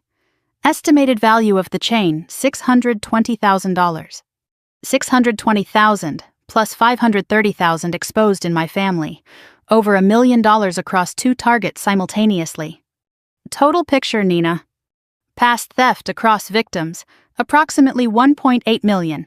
Current exposure, your family plus Lucille, approximately $1.15 million. If he succeeds, Derek Hale's lifetime take approaches $3 million. $3 million, built on smiles and patience and the systematic destruction of trust. The surveillance photos from Arthur's folder, Nina added. The blonde woman with Mark at the coffee shops and the bank. I'm close. She appears in 2 prior case files under different names. Should have a name by tomorrow. I hung up, stepped back inside. Rosa had a notebook open and was writing while Lucille dictated. "We're making a list," Rosa said. "Every visit, every question he asked, every document he touched. Lucille remembers everything." Lucille pushed the notebook toward me. Neat handwriting. Dates, times, topics discussed. A complete log of Mark's 4 visits. A 78-year-old woman's meticulous memory, sharper than Mark ever imagined. "Arthur taught me to keep records," Lucille said quietly. "I just didn't know what I was keeping them for until now." I looked at the notebook, then at Lucille, then at Rosa. 3 women in a kitchen with lemon bars cooling on the counter, and a cat purring in the window, and a dead man's instructions folded in my pocket. We were not an army. We were a nurse, a widow, and another nurse. But we were what Arthur left behind, and he never built anything that couldn't hold weight. My phone buzzed. Unknown number, text message. "Stop digging, you don't know who you're dealing with." The desert evening went cold around me. Through the screen door, I could see Arthur's house, the open garage, the empty space where the Mustang should have been. Whoever sent that message thought they were threatening a woman alone. They were wrong about every part of that sentence. But the clock had just accelerated, and somewhere out there, Mark knew someone was coming. I stared at the text. 6 words, no punctuation, unknown number. "Stop digging, you don't know who you're dealing with." ICU training. When a code alarm sounds, you don't freeze, you move, you assess, you act. I screenshotted the message, forwarded it to Nina, Texted Patricia. Received anonymous threat, advising. Then I put the phone in my pocket, walked back inside Lucille's kitchen, and finished my coffee with a steady hand. Everything okay? Rosa asked. Fine, just Nina with an update. I didn't tell Lucille about the text. Not tonight. Not here, where the lemon bars were cooling and butterscotch was purring, and for one brief moment the world smelled like it used to smell when Arthur was alive. I walked the 37 steps home. The desert night had dropped cold, the way Arizona does after sundown, heat draining from the earth like a held breath finally released. Stars visible. Coyotes yipping somewhere in the wash behind the neighborhood. Familiar sounds, almost comforting, but tonight every shadow had edges. I locked Arthur's front door, checked the windows, checked the garage, still empty, still smelling of oil and absence. Set the alarm system Arthur installed 3 years ago that I'd never bothered to use until now. My phone buzzed. Nina. Traced the text. Burner phone. Purchased at the same Walmart in Tempe as the Pinnacle phone. Same date, same buyer. Whoever sent it has access to Mark's operation or is Mark. Same Walmart. Same purchase date. Mark bought 2 burner phones 3 months ago. One for the Pinnacle scam, one for threatening anyone who got too close. He'd planned for resistance. He'd planned for me. Or, the thought pricked at me, someone else bought both phones. The blonde woman from Arthur's surveillance photos. Someone I hadn't identified yet. I cataloged the threat the way I catalog a patient's symptoms. I'm a nurse who has worked ICU nights in a city where gunshot victims arrive at 3 in the morning. I've been screamed at by patients in psychosis, grabbed by disoriented post-surgical patients, threatened by family members drowning in grief. An anonymous text was not going to stop me. But it told me something critical. Mark knew someone was investigating. The timeline had just compressed. 7 the next morning. 4 hours of sleep. ICU survival mode. Coffee. Arthur's Folgers. The red can. I poured it into the mug he gave me the day I graduated nursing school. Faded gold lettering that read, "Number 1 Nurse." Barely visible anymore, but I could feel it under my thumb. Nina called. I found her. The blonde woman. The one meeting Mark at coffee shops and bank lobbies across Phoenix. The face that appeared in Arthur's surveillance photos like a recurring ghost. Nina had a name. Rebecca Trent, 39. Real estate agent, or that's her current cover. Licensed in Arizona for 18 months. Nina delivered the profile fast. FBI briefing cadence, no wasted breath. Rebecca appeared in 2 prior victim files. In Diane Kowalski's case in Reno, she operated as Sarah Winslow, a financial wellness coach who introduced Jason Moore to Diane at a community event. In Margaret Chen's case in Tampa, she was Jennifer Marks, a senior care consultant who helped Tyler Bennett access Margaret's mother's medical records. The pattern was clear. Rebecca was the advanced scout. She identified targets, built initial trust, softened the ground. Then she introduced Mark as the closer. She opened the doors. He walked through them. But here's the part that changes everything. Nina's voice dropped the way a surgeon's drops before delivering a prognosis. Rebecca Trent and Derek Hale were married in Clark County, Nevada in 2014. I pulled the marriage certificate this morning. There is no record of divorce, no annulment, nothing. The kitchen tilted. I set my coffee down carefully. Mark is still legally married to Rebecca.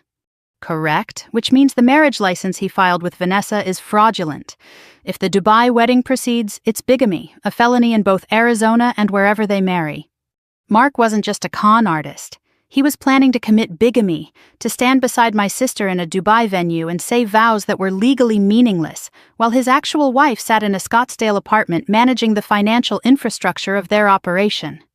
Every document Vanessa would sign as Mrs. Dalton would be void. Every financial instrument tied to the marriage would be contestable.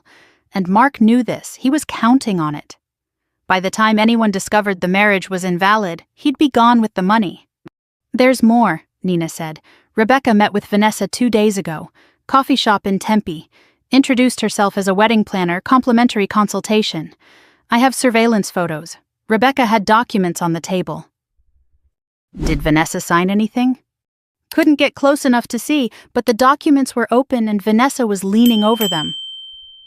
I worked my scheduled 12-hour shift that night. Hadn't taken a sick day in 3 years, and I wasn't about to start. Not when Mark might be monitoring my routine the way he'd monitored it before the car was sold. Normal. Everything had to look normal. The ICU was its own world. Beeping monitors, hushed conversations, the squeak of sneakers on polished floors, the constant low-grade tension of lives held in mechanical balance. I moved through it with the efficiency of a decade of practice. IV adjustments, vitals checks, charting. The work steadied me, gave my hands something to do besides clench. Rosa was on the same shift. Between patient rounds, we talked in the break room with the door closed and our voices low. "How are you holding up?" Rosa asked, handing me a protein bar. "I'm holding." "That's not the same thing." "No, it's not." At 2 a.m, I went to my locker for a granola bar, opened it and stopped. My bag was facing the wrong direction. The zipper was on the left. I always put it on the right, always. The same way I set my instruments in the same order on every patient tray. Muscle memory, habit, certainty. Someone opened my locker. Nothing was missing. Wallet, keys, phone charger, all present. But the bag had been moved. The zipper was wrong. Someone went through my belongings while I was on the floor. I photographed the locker. Texted Nina. Told Rosa. Rosa checked the hallway camera covering the locker bay. The footage showed a woman in scrubs and a surgical mask walking down the corridor at 12:47. Not a nurse Rosa recognized. Not on the floor's staff roster for the night. "She came through the east entrance," Rosa said, replaying the footage. "Badge scan, but the number doesn't match anyone on shift. Could be stolen. Could be a visitor badge modified." A stranger in scrubs had searched my locker in the middle of the night. The anonymous text was not an empty threat. Someone was close, watching, probing, testing whether fear would make me stop. I took the protein bar out of the locker, ate it standing up, and went back to my patients. But the radar was fully engaged now. The ICU radar, the one that catches the flicker before the flatline, was no longer pointed at heart monitors. It was pointed at every unfamiliar face in the hallway. 4:30 a.m, charting at the nurse's station. My phone vibrated. Vanessa. "Hey, sis." Her voice was bright, too bright. The kind of brightness that has been rehearsed in front of someone coaching every line. "Mark and I were talking, and we feel bad about how things went with the car. He really does. He wants to make it up to you." I closed my eyes. I could almost hear Mark's voice behind her words. Coaching. Scripting. "He'd love to take us all to dinner this Friday. Just family. Talk things out. He's been stressed with the wedding planning, and he knows he came on too strong." This was a probe. Mark was using Vanessa to test my emotional state. Was I still angry? Suspicious? Had I done anything?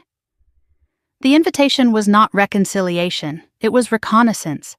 I made the decision in 2 seconds. Same speed I decide whether a patient needs intervention or observation. "That sounds nice, Vanessa. I'd like that." I delivered it perfectly. Warm, slightly tired, the voice of a woman who'd been working 12 hours and wanted peace with her family. No edge, no suspicion, just a sister who missed her sister. "Really?" Vanessa's relief was genuine. She wasn't acting. She truly wanted her family to get along. That sincerity, weaponized by Mark into a delivery system, made my chest ache. "Really? Tell Mark I appreciate it. Where were you thinking?" Friday, 7 p.m, their apartment. I hung up and stared at the break room ceiling. I would walk into that dinner knowing everything. Mark would not know I knew. I would smile and eat and compliment the plans and measure every word he said against every document in Arthur's folder. I would play the naive younger sister, the one Mark had already dismissed as just a night shift nurse. Arthur was swindled in '87 because he trusted someone. It taught him to see con men. I'm not an accountant. I'm not FBI. But nurses read people too. We read pain. We read fear. We read the micro-expressions of a patient who says, "I'm fine," while their heart rate tells a different story. Mark thought he was the best reader in any room. He had never been in a room with an ICU nurse who already knew his diagnosis. Home at 7:15, sunrise heating the desert. I showered, sat at the kitchen table with coffee, and called Nina. I updated her. The text, the locker, the dinner. Nina processed silently. Then, the locker was Rebecca. Has to be. She's the fieldwork partner. Mark stays clean, maintains the image. Rebecca handles surveillance, intimidation, dirty work. He charms. She controls. Can we prove it? I'll pull the hospital footage. If the woman matches Rebecca's description, that's criminal trespass and harassment. Another charge for the pile. Pause. Keystrokes. The dinner Friday. You're going. I'm going. Good. Don't record anything yet. Pure intelligence. Watch him. Watch how he controls Vanessa. You're not collecting evidence. You're reading the room. I'm an ICU nurse, Nina. Reading rooms is what I do. One more thing. Her voice hardened. I pulled Rebecca's real estate transactions for the last 18 months. She's the buyer's agent on 3 property sales in the Phoenix metro. All 3 purchased by LLCs that trace back to offshore accounts. She's not just Mark's wife and accomplice. She's laundering money through real estate. This is not a solo con man. This is an organized fraud ring. Organized fraud ring. A partnership. A machine built to find, isolate, drain, and discard vulnerable people. My grandfather didn't just uncover a con artist. He uncovered a criminal enterprise. Does Castillo know? Briefing him this afternoon. This changes the case from state to potential federal. Wire fraud across state lines. Money laundering. Conspiracy. Federal. The word sat in the morning air like something with weight. I looked at Arthur's chair. Empty, his mug on the counter. I picked it up, held it, cool ceramic against my palm. We're coming for them, Papa, I whispered. Nina's voice pulled me back. Chloe, there's something else, and you're not going to like it. I set the mug down. Rebecca met with Vanessa again yesterday. Same Tempe coffee shop. I had an operative tailing her, wedding binder on top of the table, but the pages underneath were not about floral arrangements. What were they? Financial documents. Couldn't get photos from the distance, but I watched Vanessa sign something. 2 signatures, 2 separate pages. My blood went cold. We don't know what she signed. Could be wedding contracts, could be venue paperwork. Nina paused. Or it could be the co-ownership deed for your grandfather's house, or a power of attorney. The dinner Friday isn't just intelligence anymore, Chloe. It may be our last chance to reach Vanessa before Mark locks everything down. I sat at the table. Morning light fell through the kitchen window across the empty chair. On the counter, Arthur's Folgers can sat beside the stove.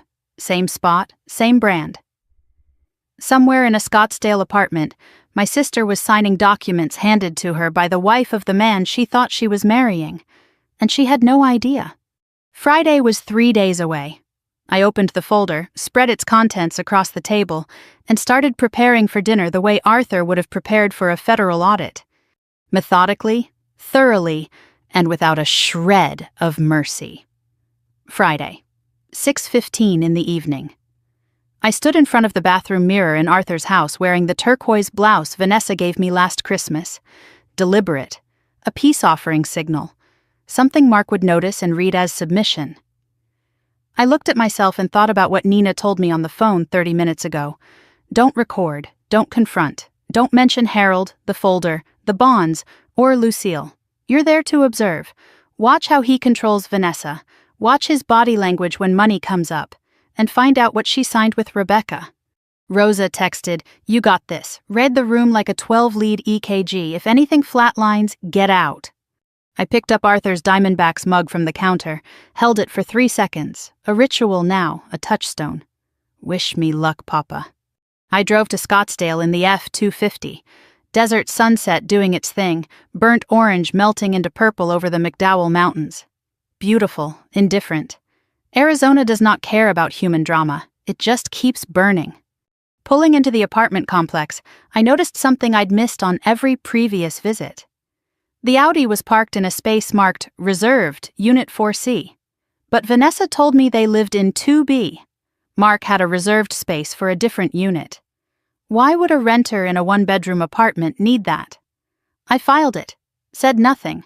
ICU nurses collect data before diagnosing. The apartment was 2nd floor, 1 bedroom.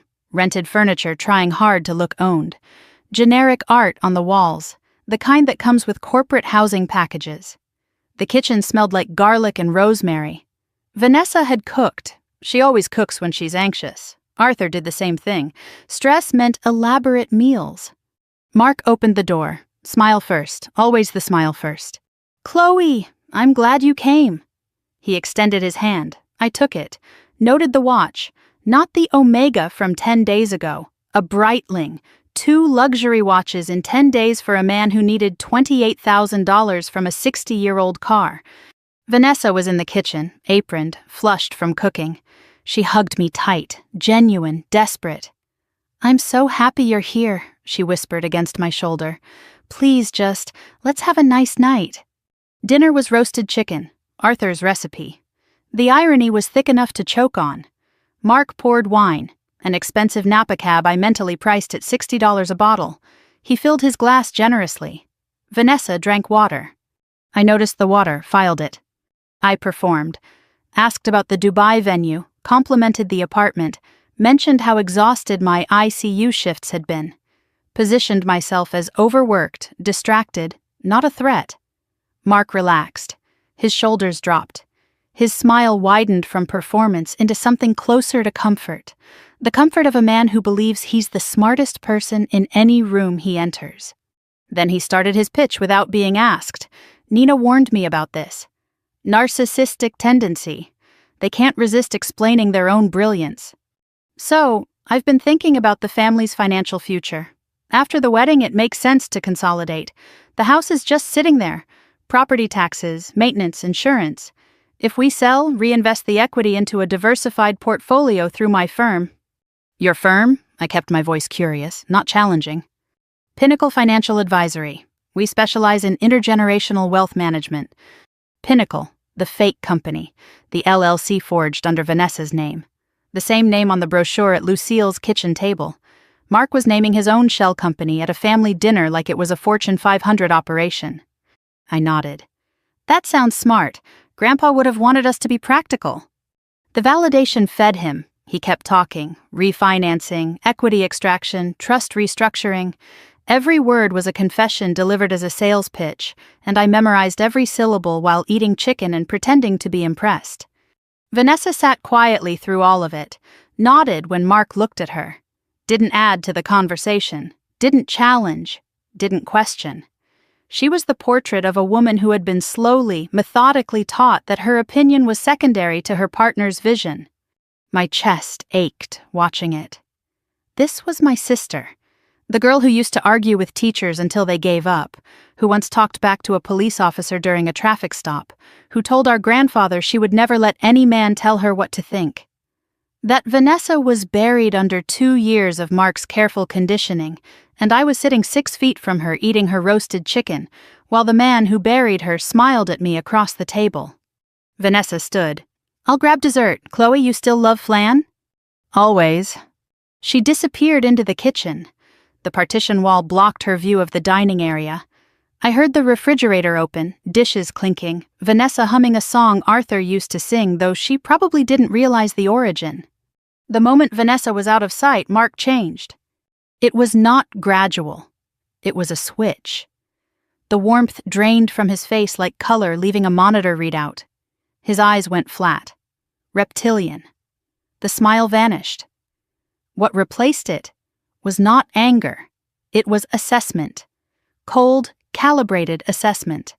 The kind of look I've seen in the eyes of people who calculate others the way accountants calculate columns, reducing them to what they're worth and what they cost. "Chloe." His voice was low. Conversational. The voice of a man who doesn't need volume to deliver a threat. "I know you went to Harold Bennett's shop. I know you took something from the car. And I know you've been making phone calls you shouldn't be making." My heart rate spiked. I felt it in my carotid, the way I feel it when a patient's alarm sounds at 3 a.m, but my face stayed neutral. My hands stayed still on the table. ICU stillness. The kind that keeps patients calm while their world is ending. "I don't know what you think you found," Mark continued, leaning forward, "but I want you to understand something. Vanessa is mine. This family's future is mine to manage. And that house, your grandfather's house, is going to be sold.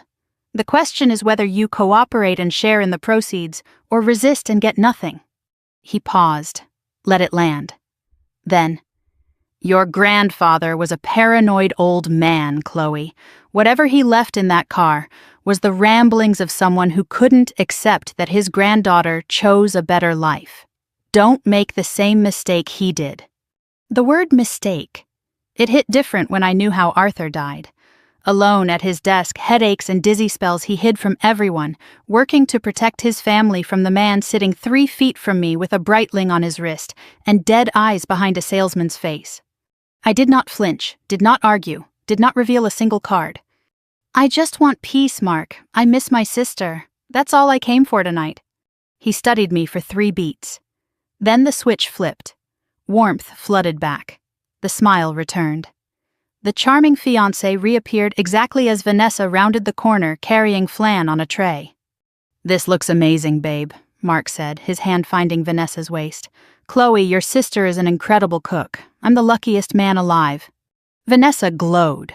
The compliment landed on soil Mark had been carefully tilling for 2 years, soil where my sister's self-worth now depended entirely on his approval. I watched her light up at his words, and I wanted to scream the truth across the table. But I ate the flan instead. It was excellent. Arthur's recipe. The taste of it almost undid me. The rest of the dinner was theater. I asked about the guest list. "Small," Mark said. "Just close friends." Which meant no witnesses who knew Vanessa's real life. I asked about the honeymoon. Dubai, then maybe the Maldives. Or maybe the Cayman Islands, where Nina traced his offshore accounts. I smiled through all of it and filed every word. Then, casually, putting on my jacket by the door, "Vanessa, Mark mentioned Pinnacle Financial. Did you guys already start getting things organized? I thought I saw some paperwork on the table last time." Vanessa hesitated, glanced at Mark. He gave the micro nod. "Permission." "Oh, that's just some preliminary stuff Rebecca helped me with. She's our wedding planner, but she also does financial consulting. She helped me sign a few things, power of attorney for Mark, so he can handle the house paperwork while we're in Dubai, and some investment authorization forms." Power of attorney. Confirmed. Vanessa had signed a POA giving Mark legal authority over her financial decisions, and investment authorization forms that almost certainly funneled her accounts into Pinnacle's shell companies. I kept my face pleasant. That's so organized. I wish I had someone helping me like that. "Rebecca's amazing," Vanessa said. "You should meet her." "I'd love that." I hugged Vanessa at the door, held her 1 beat longer than normal. She didn't notice. Mark did. In the parking lot, walking past the Audi, I glanced at the reserved space for Unit 4C. Empty now, but there was a faded oil stain on the concrete and a single long blonde hair caught on the parking bollard. Rebecca had been parking here. 4C was her unit. Mark's accomplice and legal wife lived in the same apartment complex, 30 feet from my sister. The surveillance had been happening in plain sight. Home, kitchen table, Arthur's chair empty, the taste of flan still in my mouth. I called Nina, speakerphone, Rosa patched in. I debriefed them fast. Mark named Pinnacle at dinner, POA confirmed, signed willingly but under Rebecca's false pretenses. Investment authorization forms, likely transfer documents into Pinnacle's LLCs. Mark threatened me directly when Vanessa left the room. Called Arthur a paranoid old man, Rebecca likely living in 4C. Nina, I'll confirm the lease tonight. If Rebecca is living 30 feet from Vanessa, it's not just accomplice work. It's active real-time surveillance. Patricia joined the call. The POA is the immediate crisis. With that document, Mark can authorize sales, transfers, refinancing, anything in Vanessa's name. He doesn't even need her present. We need it revoked. But if Vanessa revokes before we're ready, Mark bolts. How fast can he move? I asked. With a signed POA, he could list the house Monday morning, buyer by Wednesday, close in 30 days, money gone before you contest it. Nina, he won't wait for the wedding. The POA was the prize, not the marriage. He already has what he needs. I give it 72 hours before he makes his first move. 72 hours. The Dubai wedding was 10 days away, but Mark didn't need the wedding anymore. The POA gave him everything. Silence on the call. Then Patricia. We move Lucille's Thursday meeting up. Combine it with our play. One event, one room. Mark, Rebecca, Lucille, Vanessa, everyone together. Detective Castillo in the next room. When? Tomorrow, Saturday. I'll frame it as an emergency pre-wedding estate consultation at my office. Vanessa invites Mark. Lucille keeps her appointment. Mark thinks he's consolidating both targets under one roof. He'll love it, Nina said. 2 birds, 1 meeting, he won't resist. And Rebecca? Mark will bring her. He always brings her to closings. She's his closer, his pressure, his validator. He'll introduce her as the wedding planner or the financial advisor. The moment she walks into that room, Castillo has both of them. I hung up, sat in the dark kitchen. The lamp above the stove was the only light, the one Arthur left on every night because Clara used to get up for water and he didn't want her stumbling. He kept it on for 20 years after she died. Tomorrow. Everything converges tomorrow. In a conference room in downtown Phoenix, I would watch the man who tried to destroy my family walk into a trap my grandfather started building 18 months ago. I texted Vanessa, "Hey sis, had such a nice time tonight. Could we talk tomorrow, just us? I have something I need to tell you." 3 dots. Then, of course, come over in the morning. Mark has a golf game, just us. Just us. Exactly what I needed. Because before the trap springs on Mark, I have to tell Vanessa the truth. All of it, and she has to choose which side she stands on. Saturday, 8:12 in the morning. Mark was on the golf course, confirmed by Nina's operative who watched him tee off at 7:45 at Greyhawk Golf Club. 18 holes, 4 hours minimum. I had a window. I drove to Scottsdale in the F-250 with the manila folder in my bag and Arthur's USB in my jacket pocket. I'd rehearsed nothing. There is no script for telling your sister that her fiancé is a bigamist who has destroyed multiple families and is planning to steal everything your dead grandfather left behind. Saturday light on the 101, softer than weekday rush. I passed the McDowell Road exit. Harold's shop was down there, the Mustang waiting. I thought about Arthur recording his video, crying into a webcam because he couldn't tell anyone the truth out loud. Today, I would say it for him. I pulled into the complex, glanced at the space for 4C. A silver Honda Civic sat there, Arizona plates, Rebecca's car 30 feet from my sister's door. Vanessa opened the door in sweatpants and Arthur's old Arizona State shirt, faded and soft from 1,000 washes. No makeup, hair in a messy bun. She looked younger than 37. She looked like the sister I grew up with. Before Mark. Before the isolation, before the carefully constructed cage that she couldn't see because the bars were made of compliments and "I love you" and "let me handle everything." The apartment was different without Mark, quieter, less staged. Vanessa had put daisies in a mason jar on the table, something she used to do every Sunday at Arthur's house. A habit that belonged to the Vanessa who existed before Mark. Coffee?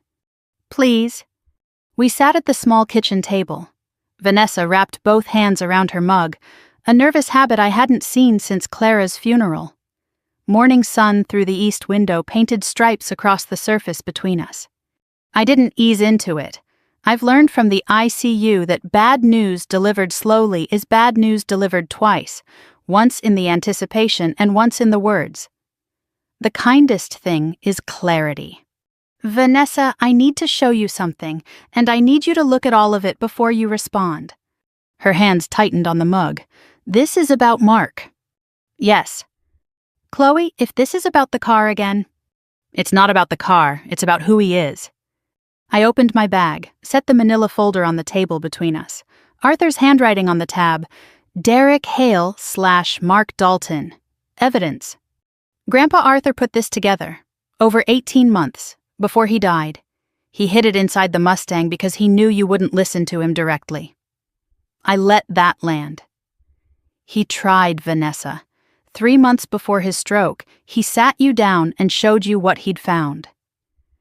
Vanessa stared at the folder. Recognition, confusion, resistance crossed her face in waves. He told me he was worried about Mark's intentions, Vanessa said quietly.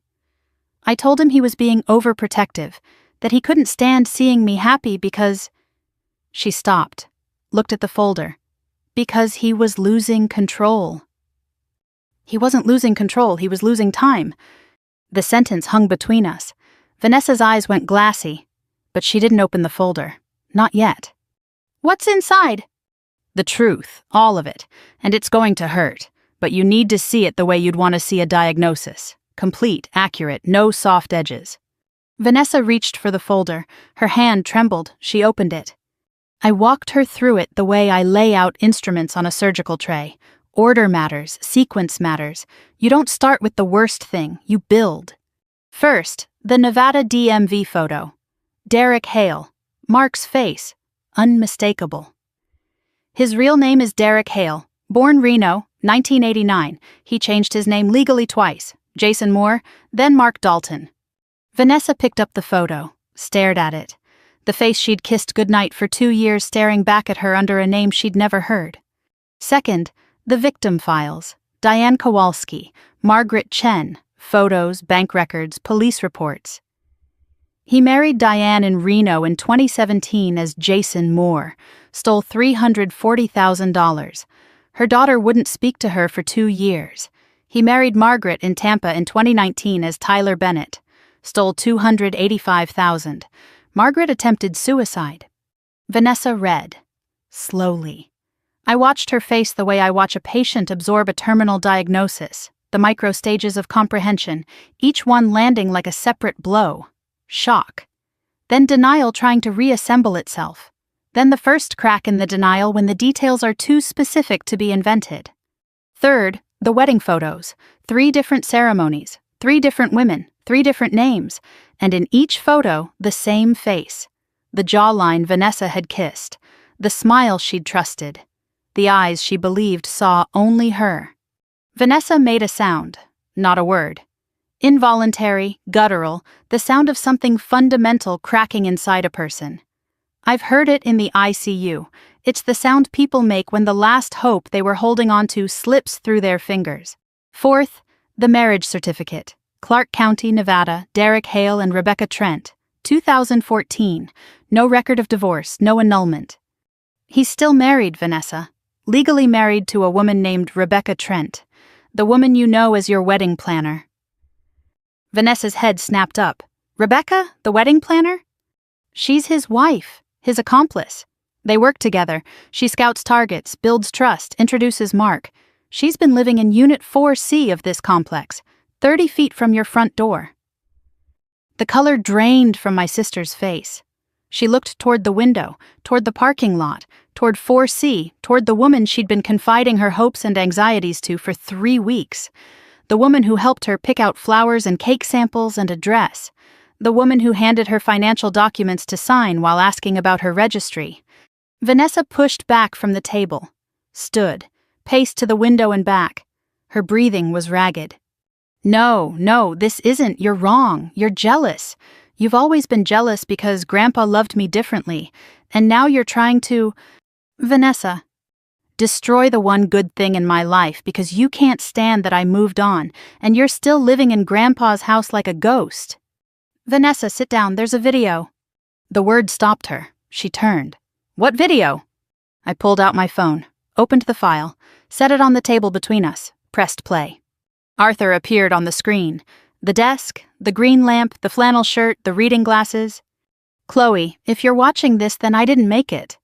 Vanessa sank into her chair. Her hand covered her mouth. Arthur's voice filled the apartment. Vanessa is not at fault. She is a victim. These men know exactly what loneliness looks like and how to weaponize it. She was grieving, she was vulnerable, and he walked into her grief group wearing a dead mother's story like a costume. Vanessa was crying silently. Arthur continued. If Vanessa is watching this too, sweetheart, I need you to hear me. I tried to tell you. I sat you down and showed you what I found, and you told me I was paranoid, that I was losing my mind. And maybe you were right about some things. I am old. I am scared. But I am not wrong about this man. 40 years of reading numbers and reading people. I am not wrong. He removed his glasses, wiped his eyes. I'd seen this moment before, in Harold's office. But watching Vanessa see it was a different devastation entirely. Her grandfather speaking to her from beyond his grave, saying, I knew. I tried. You didn't believe me. I love you anyway. I love you, Vanessa. I love you enough to hide the truth in a car and pray that your sister finds it in time. Forgive me for not being braver. Forgive me for hiding instead of fighting harder." The video ended. The apartment was silent except for the hum of the refrigerator and the sound of my sister falling apart. Then Vanessa spoke, barely a whisper. He knew everything, and I told him he was losing his mind. "You didn't know." I should have listened. He came to me and I pushed him away, and then he died, and Her voice broke completely. "I sold his car, Chloe. I sold the car that had the only thing that could save us. The car is safe. Harold bought it to protect it, just like Grandpa asked him to." Vanessa looked up, tears and mascara and something else. The first glimmer of fury. The kind that doesn't burn hot. The kind that freezes everything it touches into something harder than it was before. A long silence. She stared at the table, the folder, the photos, the phone with Arthur's frozen face on the pause screen. Then she put her hand on her stomach.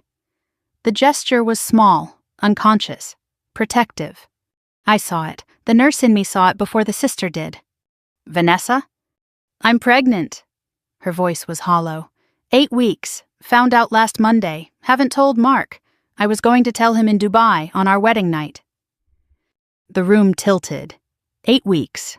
A baby. And the man Vanessa chose to be its father was Derek Hale, a serial predator married to another woman, the same man who drove Margaret Chen to a hospital bed with a bottle of Ambien. I did what I've done 1,000 times in the ICU when the situation is worse than anyone expected, and the patient is looking at me for an answer I don't have. I breathed. I steadied. I found the one true thing, and I said it.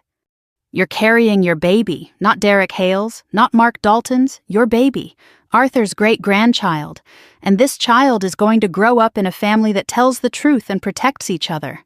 That starts now." Vanessa's hand stayed on her stomach. Her eyes were red, but they were clearing, the fog of 2 years of conditioning burning off like morning mist over the desert. "What do I need to do?" "Patricia Whitfield, Grandpa's lawyer, has a plan. Today. This afternoon. Mark thinks he's attending a pre-wedding estate consultation at her office. Lucille will be there too. Mark's been targeting her as well.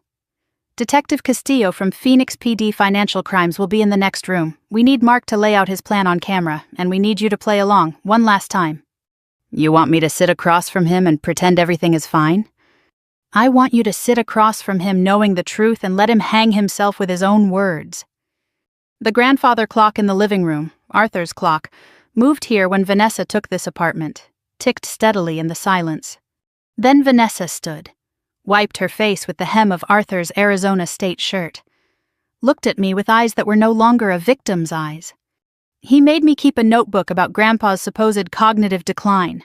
23 entries, all fabricated. He coached me on what to write and when. Her voice hardened into something I recognized. Arthur's voice. The same steel. He used me as a weapon against my own family, made me sell the car that was supposed to protect us. And he's been sleeping 30 feet from his actual wife while planning our wedding. She picked up the marriage certificate, studied it. I'll do it. I'll sit in that room and I'll smile and let him pitch every dirty detail. And when it's over, I'll watch him put in handcuffs, for Grandpa, for Diane, for Margaret, for this baby, who will never know what their biological father was, because we're going to make sure he's in prison before this child is born. I reached across the table and took my sister's hand, held it, the first real touch between us since before Arthur died, the first honest moment in 2 years. I called Patricia, speakerphone. "Vanessa's in, she knows everything, she's ready." Patricia's voice was steel in satisfaction.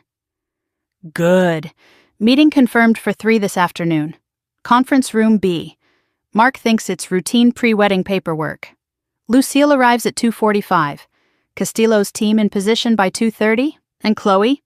Nina just confirmed. Rebecca is with Mark right now. He'll bring her. They always close together." "Then we end it together too," I said. 3 o'clock, 5 hours. The trap Arthur started building 18 months ago was about to close. 11 in the morning. Arthur's kitchen table had become a command center, 6 people around it, the most it had held since his last Thanksgiving dinner. I sat at the head, Arthur's chair. I didn't plan it. Didn't think about it, just sat down. Rosa noticed, said nothing. But I felt the weight of it. The chair where Arthur read the paper, balanced the checkbook, made his last phone calls to Nina before the stroke took everything. Vanessa sat to my left, pale but composed. She'd changed out of the sweatpants into a blouse and pressed slacks. War clothes. Her coffee mug rested between both hands, and every few minutes her left hand drifted to her stomach, unconscious, protective. Nina Salazar was across from her, laptop open, phone flat on the table, a folder of surveillance photos stacked in order. Harold Bennett sat at the far end in a clean flannel instead of his usual coveralls, driven in from Scottsdale at 9. He hadn't spoken much, didn't need to. His presence was the anchor, the man Arthur trusted enough to build a hidden compartment and keep a 23-year promise. Rosa had a notebook, logistics already mapped. Route to Patricia's office, drive time, parking, a bag packed with water, snacks, and a burner phone for Vanessa. Patricia Whitfield was on speaker from her office downtown. Her voice filled the room with the authority of a woman who had won cases against men like Mark before, and fully intended to win this one. Conference Room B, Whitfield Legal, 17th floor, 1 North Central Avenue. Security cameras in the lobby, elevator, and hallway. The conference room has 2 cameras, one visible, one concealed. Arizona is a one-party consent state. As long as one person present consents to recording, and I consent, everything Mark says is admissible. She continued. Detective Castillo and one officer will be in Conference Room A, separated by a shared wall and a one-way observation window. Live audio-video feed. If Mark makes statements consistent with fraud, identity theft, or conspiracy, Castillo executes the arrest warrant on the spot. Arrest warrant? I asked.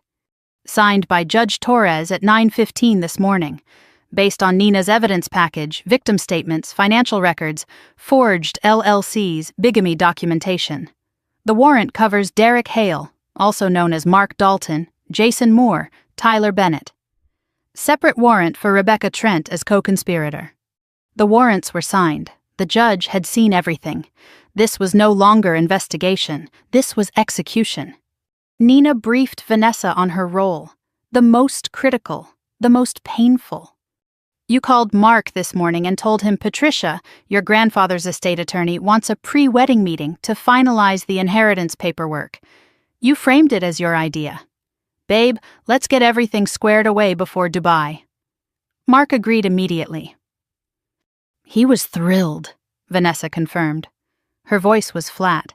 Said it was exactly what he'd been hoping for. He'll bring documents, pre-prepared forms, investment proposals, whatever he needs you to sign. Your job is to let him present. Ask easy questions. How does this work? Let him explain. Every detail he gives is another nail. What about Rebecca? Mark texted her this morning. Nina intercepted it through the phone tap Castillo authorized. He told her to come as his financial advisor. She'll be there. Vanessa's jaw tightened. Good, I want to see her face. Harold spoke for the first time. What about Lucille? Patricia answered, Lucille arrives at 2:45, 15 minutes before Mark. She'll already be seated, comfortable, with coffee. When Mark walks in and sees her, he'll think it's a bonus. 2 targets, 1 meeting, he'll be greedy. Greed makes people careless. Rosa raised something I hadn't considered. What if Mark gets suspicious when he sees Chloe? He won't, Patricia said. Chloe told him at dinner she wanted peace. She'll be there as moral support for Vanessa, family solidarity. Mark will read it as Chloe falling in line. His narcissism will fill in the blanks for us. The plan was tight. Everyone knew their role. At 12:30, we left Arthur's house in separate vehicles. Nina and Rosa in Nina's sedan, Harold in his truck, Vanessa and I together in the F-250. 10 minutes of silence on the drive downtown. Vanessa stared out the window. I drove. The Phoenix skyline rose ahead, glass and steel shimmering in afternoon heat. Somewhere inside that skyline, Patricia's conference room was waiting, cameras rolling, Castillo briefing his team. And Mark was finishing his round at Greyhawk Golf Club, texting Vanessa heart emojis, completely unaware that the last free Saturday of his life was ticking away. Patricia's office was glass walls and modern furniture. the kind of law firm that charges $400 an hour and earns it. The receptionist led us to conference room B. Long table, 8 leather chairs, floor-to-ceiling windows overlooking the city. The visible camera sat in the ceiling corner. The concealed one was inside the video conferencing screen on the wall, impossible to spot unless you knew. Lucille arrived at 2:45, escorted by Rosa. Navy blue dress, pearl buttons, the one she wore to church and to Frank's memorial every year. Hair freshly set. She looked dignified and slightly nervous, which was exactly the impression Mark needed. "How are you feeling?" I asked. "Terrified," Lucille admitted. Then, "and furious. That little weasel used Frank's name for his fake company. My Frank, who worked 60-hour weeks for 40 years building something real. My Frank, whose name belongs on laundromats and grandchildren's birth certificates and nowhere near that man's filth." She straightened her collar. "I'm ready." At 2:55, Nina texted from the lobby. Mark entering building, Rebecca with him, both in the elevator. I looked at Vanessa. She nodded. Her hand drifted to her stomach once, then dropped. Her face set into the mask she'd been wearing for 2 years. The loving fiancé, the trusting partner, one last performance. Patricia entered the conference room, sat at the head of the table. Legal pad, pen, water. The posture of a woman who'd done this 100 times and never tired of the part where the door opened. The elevator chimed in the hallway. Footsteps. The door opened. Mark entered first. Charcoal suit, crisp white shirt, no tie, the relaxed professional look. Leather portfolio under his arm, monogrammed. His smile swept the room. Patricia, Vanessa, me, Lucille. He didn't miss a beat when he saw Lucille. If anything, his smile widened. "Mrs. Harmon, what a pleasant surprise." He crossed to her, took her hand in both of his. "How's Butterscotch? Still ruling the porch?" He remembered the cat's name. He remembered the porch. Details collected during his 4 visits to her home, filed away the way a predator memorizes the layout of a henhouse. Lucille smiled, played her part. "Oh, you know Butterscotch, still the king." Behind Mark, Rebecca Trent entered. Blonde, tailored cream blazer, tablet and folder in hand. She scanned the room fast, the scan of someone who assesses environments the way I assess patient rooms, looking for threats. Her eyes passed over me and held for one extra beat. Mark introduced her. "This is Rebecca, my financial advisor. She's been coordinating the estate planning." Patricia stood, shook Rebecca's hand. "Welcome. Shall we begin?" They sat, Mark at one end, Vanessa beside him, Rebecca on his other side. I sat across from Mark, Lucille beside me, Patricia at the head. Harold was in the lobby with Nina, monitoring the live feed on her laptop. Patricia opened warm, professional. "Mark, Vanessa asked me to facilitate this meeting to ensure the family's estate is properly structured before the wedding. I understand you have some proposals regarding the house, the trust, and the financial accounts. Walk us through your thinking." Mark opened his portfolio, printed documents, charts, spreadsheets with projected returns. He'd prepared, he'd rehearsed. He'd done this before, many times, in many rooms, with many families. He began, confident, articulate, convincing. "The Ramirez estate, Arthur's legacy, is currently fragmented. The house is co-owned by Vanessa and Chloe, which complicates any future sale or refinance. The trust is locked, irrevocable unfortunately, but Vanessa's share of the savings and the house equity represent significant untapped potential." Professional slides on his tablet, return projections, risk assessments. It looked legitimate. It sounded legitimate. A person without Arthur's folder would have been impressed. My recommendation: transfer the house into single ownership under Vanessa. Simplifies the title, reduces complications. Simultaneously redirect the savings into a managed portfolio through Pinnacle Financial Advisory, my firm, where returns will significantly outperform the current bank rate. He turned to Lucille, seamlessly, as though she'd always been part of the agenda. "Mrs. Harmon, I know we've discussed something similar for your holdings. The laundromats generate revenue, but the underlying real estate is the real asset. If you're interested, we can fold everything into the same diversified structure, strength in numbers." He was doing it, on camera. in a lawyer's conference room, with a detective listening through the wall. He was pitching the liquidation of two families' assets into his own shell company, the company registered under Vanessa's forged signature, and he was doing it with the confidence of a man who had never been caught. Vanessa nodded along. "That makes sense, babe." Her voice was steady. Under the table, her hands were clenched so tight her knuckles had gone white. Lucille played her part perfectly. "So you'd manage everything? The laundromats, the property, the investments?" "Absolutely. One streamlined structure, less paperwork, better returns. I'm always a phone call away." The lies flowed like water, each one documented, each one admissible, each one another year on his sentence. Patricia let Mark talk for 12 minutes. He covered the house sale timeline, the refinance structure, the LLC transfers, projected returns, Lucille's portfolio. Every word recorded, every slide documented. Castillo behind the wall had heard enough for a dozen charges. Then Patricia asked the question she'd been saving. "Mark, I want to make sure I understand the Pinnacle structure. You mentioned it's your firm. Walk me through the ownership." Mark didn't hesitate. Pinnacle Financial Advisory LLC is registered in Arizona. Vanessa is listed as co-owner. We set that up together, and the operational management runs through a subsidiary I oversee directly. "And the subsidiary? That's registered under your name? Mark Dalton?" "Correct." Patricia wrote something on her legal pad, pushed it across the table. "Not to Mark, to me." I read it. "He just confirmed LLC control on record. Castillo is ready." Patricia folded her hands, looked at Mark. Her expression shifted from professional warmth to something much colder, the expression of a lawyer who has just watched her opposing party confess on camera. "Thank you, Mark. Very thorough." She paused. The pause was deliberate, theatrical even. Patricia understood pacing the way I understand heart rhythms. "One more question. When you established Pinnacle and listed Vanessa as co-owner, did Vanessa sign the incorporation documents herself, or did someone else handle that?" The temperature in the room dropped. Not literally, but I felt it. The shift that happens in the ICU when the rhythm on the monitor stutters, when the patient who was stable is suddenly not. Mark's smile held, but his left hand twitched on the table. Involuntary, the body betraying the performance.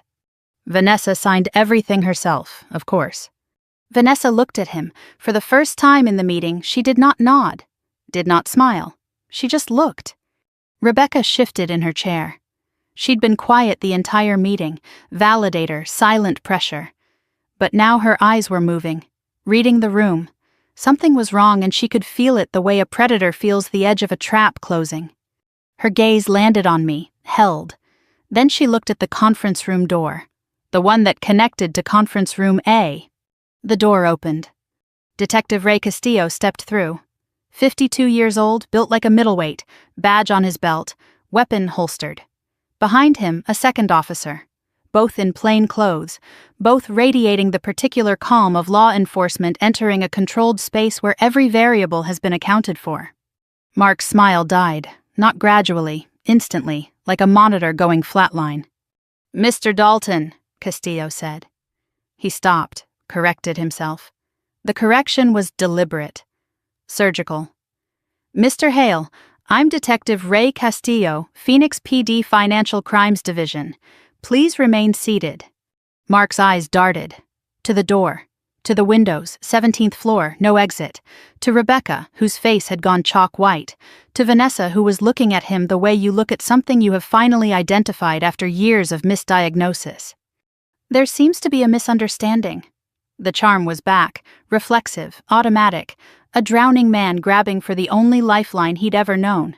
"I'm a financial consultant. This is a routine estate meeting. My fiancé can confirm—" "Your fiancé," Castillo said, pulling out a document. "Or your wife?" He set the Clark County marriage certificate on the table. "Rebecca Trent and Derek Hale, 2014. Active, no dissolution." The room held its breath. 3 seconds of absolute silence. The marriage certificate sat on the conference table between Mark and Castillo like a lit fuse. Fluorescent lights hummed. Somewhere 17 floors below, Phoenix traffic moved and did not care. Then Mark's face moved.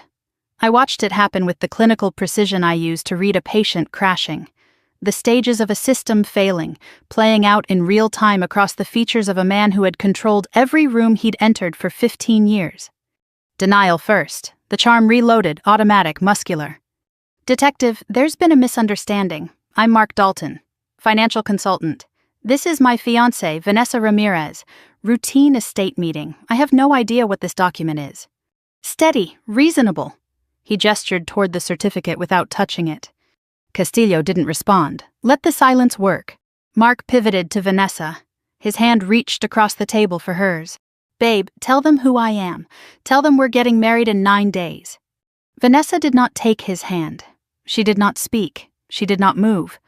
She sat with both hands flat on the table and looked at Mark with an expression I had never seen on my sister's face. Not grief, not anger, recognition. The terrible final recognition of seeing someone clearly for the first time after years of watching a performance. Mark's hand hovered in the air between them. Empty. Vanessa's refusal to take it was louder than any accusation anyone in that room could have made. He pivoted to Patricia.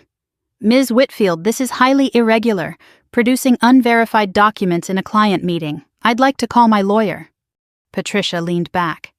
You're welcome to call your attorney, Mr. Hale.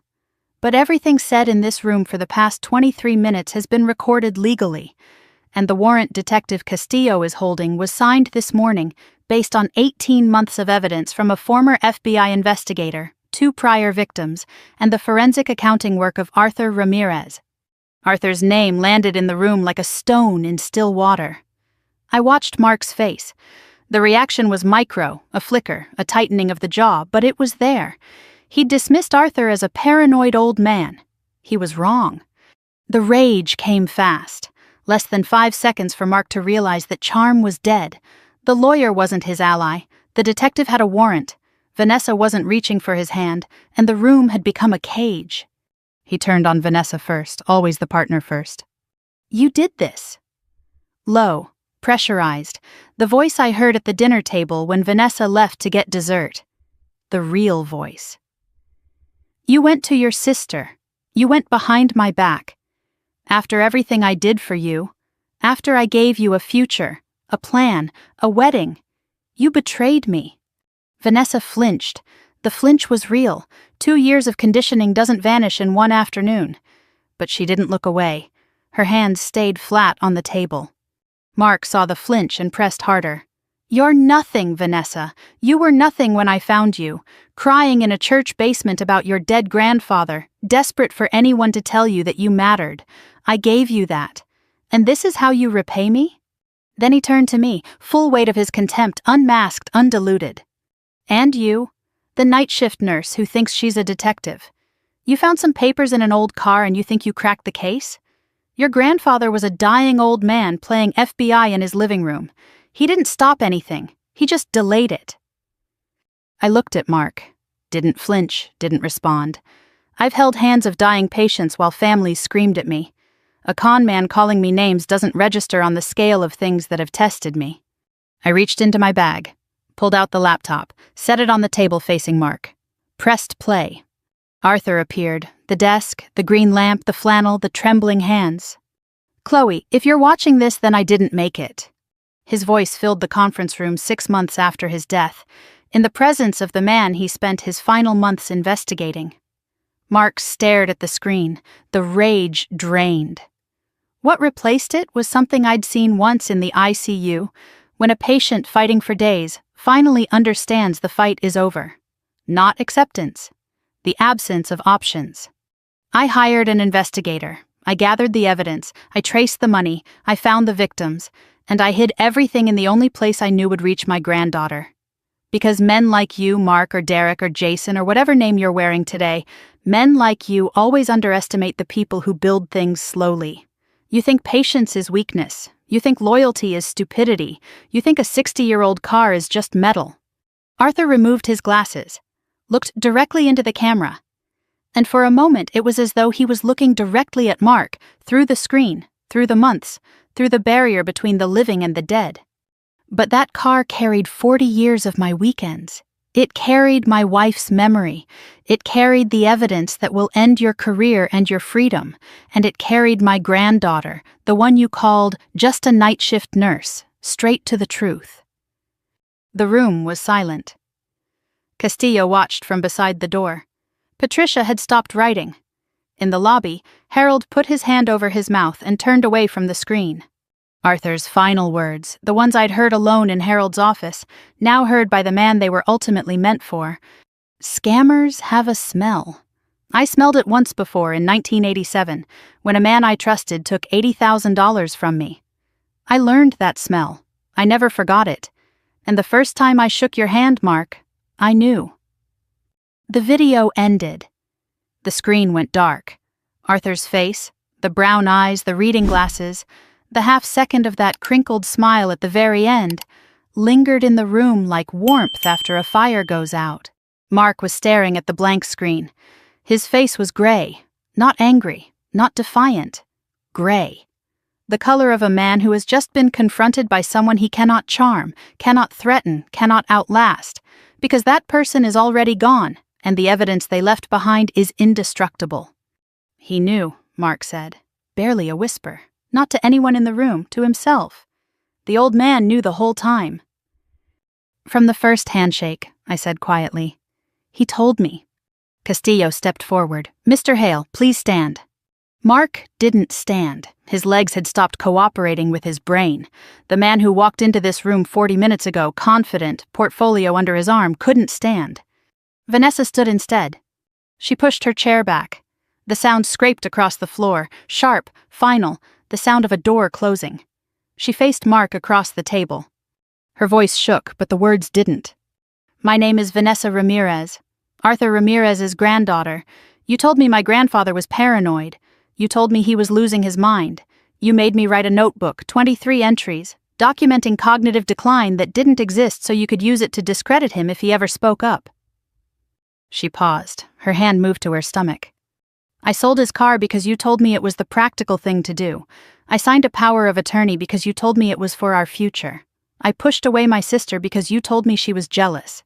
Everything you told me was a lie, every single word. She reached into her pocket, pulled out the engagement ring, set it on the table beside the marriage certificate. You are not my fiancé. You were never going to be my husband, and this child.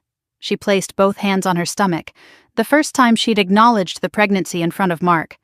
Will never know your name. Mark opened his mouth.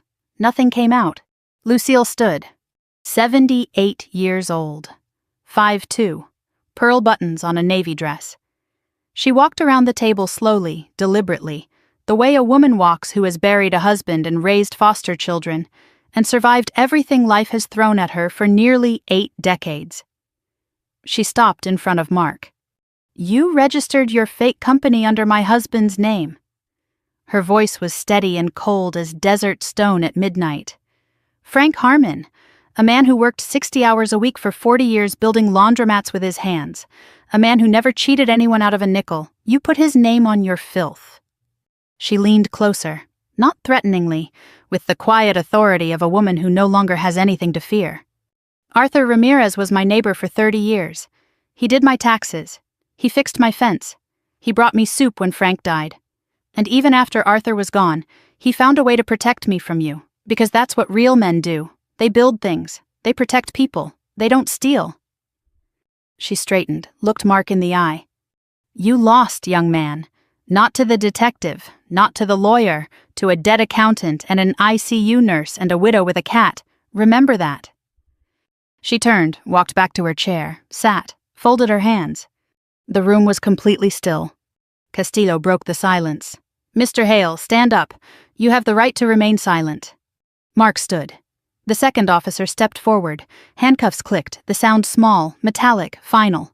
Miranda rights read in Castillo's measured baritone. Mark's wrists behind his back. The charcoal suit bunched at the shoulders. The Breitling caught the fluorescent light. One last flash of the costume before it became evidence. Rebecca hadn't moved from her chair. She'd watched everything with the stillness of someone calculating probabilities.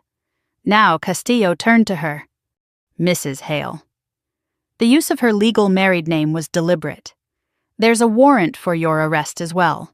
Conspiracy to commit wire fraud, identity fraud, money laundering through real estate transactions. Rebecca stood, slowly, placed her tablet on the table, extended her wrists. No resistance, no denial, no performance. She understood the math before anyone else in the room. The game was over, and cooperation was the only remaining asset. Officers escorted Mark toward the door. As he passed my chair, his legs hesitated. He looked at me. Up close, his eyes were ordinary. Brown, unremarkable. The eyes of a man you'd trust to manage your retirement. That ordinariness was the weapon. "Your grandfather was clever," he said quietly. "I didn't see him coming." "No one ever did. That was his whole thing." The officer pulled him forward, through the door, down the hallway, into the elevator. I didn't follow. I heard the handcuffs click. That was enough. The silence that followed was different. That earlier silence was tension. This was release. I felt it the way I feel the shift after a successful code, when monitors steady and someone says, "We got him back." Vanessa sat in her chair, tears rolling silently. Not grief. Release. Rosa beside her, arm around her shoulders, saying nothing. Lucille was at the window looking out at the city. Butterscotch at home on the porch, unaware. She'd tell him later. She told Butterscotch everything. Harold appeared in the doorway, eyes red, crossed to me, placed both hands on my shoulders the way Arthur used to when I was small and had done something he was proud of. "He'd be so proud of you, kid, both of you." I looked at the empty chair.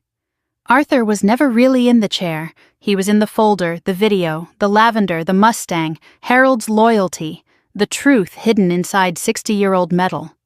"Ong oi song roy," I whispered. Vietnamese. The language Arthur taught me when I was small, the language we used for secrets. "Grandpa, it's done." Patricia collected her pad. "Criminal case is Castillo's now. Federal prosecutors will take over, wire fraud and laundering cross state lines. But we're not done. POA revoked immediately. LLCs dissolved. Accounts frozen. Civil suits for Vanessa, Lucille, Diane, Margaret. Mark and Rebecca's assets subject to forfeiture." She paused. Softer. "And Chloe, your grandfather's safe deposit box. Orozco at Wells Fargo told me Arthur came in twice. The second visit was 2 days before his stroke. He added something for Vanessa when the time was right." She looked at my bag. "You have an envelope you haven't opened." The sealed envelope. "For Vanessa. Give her this when she's ready." It had been in my bag since the vault, through everything, waiting. The way everything Arthur built was designed to wait until the moment it was needed most. I looked at Vanessa. She looked back. 2 sisters, Arthur's granddaughters, bruised and standing. "Let's go home," I said. "We have one more thing to open." 2 months later, the kitchen smelled like Folgers and prenatal vitamins. Arthur's house, the oak table, the stove light that had been on since Clara died. But it felt different now. Shoes by the front door, a vitamin bottle on the counter, baby name books beside the toaster. Vanessa lived here now. I poured coffee into Arthur's Diamondback's mug, every morning. Not a shrine, a habit. I opened my laptop, Patricia's weekly case update, a Saturday ritual now. Derek Hale was indicted on federal charges 6 weeks ago. Wire fraud, identity fraud, elder financial abuse, conspiracy. The U.S. Attorney's Office took the case after the FBI reviewed Castillo's evidence. Nina's former colleagues called her to say the file was the most complete private investigation they'd ever received. Arthur would have liked that. Derek was held without bail. His public defender tried for a 12-year plea. The judge reviewed victim statements from Diane, Margaret, Vanessa, and Lucille. Denied it. Trial set for September. Prosecutors asking 15 to 18. Rebecca took the deal. Full cooperation. Named every LLC, every offshore account, every alias across 11 years. 4 years minimum security plus 5 supervised release. I didn't feel satisfaction, didn't feel rage. Something more complicated. The recognition that Rebecca was both predator and product. She'd serve her time. Whether she came out different wasn't my story to write. Civil suits were moving. Mark's assets, Rebecca's 7 properties across 3 states, all frozen pending forfeiture. Patricia estimated 60 to 70% recovery. Not everything, but enough to rebuild. Diane Kowalski called last week. Her voice was lighter. Rachel called me, first time in 2 years. She saw the coverage, said, "Mom, I should have believed you." 4 words, 7 years of silence. 4 words fixed it. Vanessa came downstairs. 4 months pregnant now, the curve visible beneath Arthur's old Arizona State shirt. Messy bun, no makeup. She looked like herself for the first time in months. "Coffee?" "Decaf, doctor's orders." She made a face. "Grandpa would have been horrified." We laughed. The sound filled the kitchen, 2 sisters laughing at the table where we cried and fought and planned a sting operation. Laughter belonged here now. I reached into the kitchen drawer, set the sealed envelope on the table. "For Vanessa, give her this when she's ready." Arthur's handwriting, the same hand that labeled our lunchboxes and signed our report cards. Vanessa stared at it, hand on her stomach. "I thought it might be more evidence," I said. "It's not." She opened it carefully, sliding her finger under the seal the way Arthur opened mail, never tearing. Inside, a letter and a life insurance policy. $150,000. Arthur Ramirez, policyholder. Vanessa Ramirez, sole beneficiary. Purchased 14 months before his death. Around the same time he hired Nina and started hiding evidence in the Mustang. Building 2 things at once. A weapon to destroy Mark. A safety net to catch Vanessa after. The letter. Arthur's handwriting, shakier than the evidence folder. Written closer to the end. "My dear Vanessa, if Chloe is giving you this, then the hard part is over. The man is gone. The truth is out. And you're standing because Ramirez women always stand. I know you'll blame yourself. Don't. I was swindled once too, 87, a man I called a friend. I blamed myself for a decade before I understood. The shame belongs to the thief, not the robbed. You trusted someone. That's not a flaw, that's who you are. Open-hearted, brave, my Vanessa who danced in the kitchen when she thought no one was watching. This money is for you, for starting over, for whatever comes next, whether that's school or travel or a house or just breathing room to figure out who you are without someone telling you who to be. I love you. I always loved you. Even when you told me I was losing my mind. Even when you sold the car. Especially when you sold the car because that meant the plan worked. Harold bought it. Chloe found the compartment. And here we are. You're going to be okay, sweetheart. You come from people who build things slowly and never give up. That's your inheritance, not money, not a car, stubbornness and love. All my heart, Papa Bear. She read it twice. The second time out loud, voice breaking on Papa Bear. The name she called him until she was 12, and he called her until the day he died. She folded the letter, held it against her chest. He still loved me, even after everything. Especially after everything. Silence. The stove light hummed. 2 sisters holding the last words he ever wrote while a baby grew between them. 3 in the afternoon, flatbed trailer turning onto our street. We stepped onto the porch. Harold's truck in the driveway, the same spot Mark once parked his leased Audi.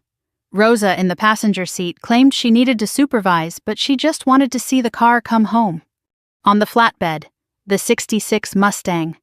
Candy apple red, Arthur's custom mix, burgundy undertone shifting like dark wine.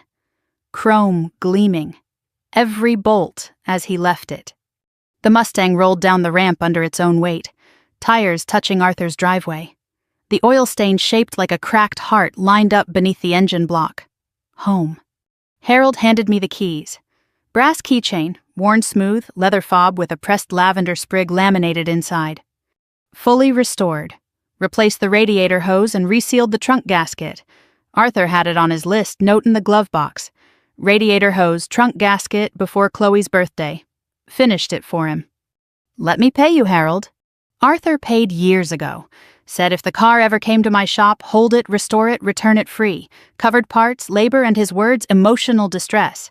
The man budgeted for emotional distress. That's an accountant for you. He hugged me. Not a handshake. A hug that carried 23 years of friendship that outlasted death. Vanessa ran her hand along the fender, stopped at the driver's door, opened it. The lavender sachet still hung from the rearview mirror. Harold had replaced the dried flowers with fresh ones from Lucille's garden. "I'm sorry I sold you," Vanessa whispered to the car. Her voice cracked on it, and I understood she wasn't really apologizing to the Mustang. She was apologizing to Arthur. Then she looked at me with a small broken smile. "Don't tell anyone I apologized to a car." "Your secret's safe." The weeks settled into something quieter. Each person found their way forward. Lucille's 4 laundromats were safe. She framed the Pinnacle brochure and hung it in her kitchen. Joined the Maricopa County Elder Fraud Awareness Coalition, spoke at senior centers twice a month, started every talk. "My name is Lucille Harmon. A con man tried to steal my husband's legacy. A dead accountant, an ICU nurse, and a cat named Butterscotch stopped him. Still baked lemon bars every Thursday. Started adding lavender sugar. Arthur's garden still growing in her yard. Nina's evidence package became an FBI training template. Rosa got promoted to charge nurse and appointed herself Vanessa's birthing coach, hospital bag already packed with 3 containers of Lucille's lemon bars inside. Patricia's forfeiture proceedings ground forward, $1.8 million in real estate to be liquidated. Justice moves slower than revenge, she told me, but it carries heavier. Margaret Chen started a support group in Tampa, Survivors of Romance Fraud, 12 members. She emailed, "Your grandfather gave me proof I wasn't stupid. I was targeted. There's a difference. I teach that difference every Tuesday." I established the Arthur Ramirez Scholarship at Mesa Community College. $10,000 a year for students in accounting or finance. The essay prompt, describe a time someone in your family protected you and what you learned. First recipient was Sophia, 19, raised by her grandmother. Her essay described a shoebox of receipts under the bed. Abuela said numbers don't lie, and if you know the numbers, nobody can cheat you. Arthur would have loved her. Saturday morning, 5:45, sky still violet. I opened the garage, the Mustang in its spot, tools on their shadow boards. I'd started using them, changing oil, checking plugs, tightening the alternator belt. Arthur's restoration journal open on the bench. I wrote in it now, new entries. Continuing the book he started 40 years ago. I turned the key. The 440 Magnum fired, vibrating through the wheel, through the seat, up my spine, the sound of patience. Down the driveway, past Lucille's house, butterscotch in the window, past the block where Arthur taught me to ride a bicycle, past the grief center on McDowell, different people in those chairs now. East toward the Superstition Mountains, the stretch of desert where Arthur took 16-year-old me for my first lesson in this car. I could still hear him in the passenger seat, calm as always, one hand braced on the dash, the other pointing at the road ahead. "Both hands on the wheel, kiddo. Feel the engine. Don't fight it. Listen." Sun broke the ridge. Gold across red sand and saguaro and the endless patient desert that has watched generations of Ramirez women drive through it. I rolled the window down. Desert air, cool, clean, tasting of creosote and the ghost of lavender from the sachet on the mirror. I reached up, touched it.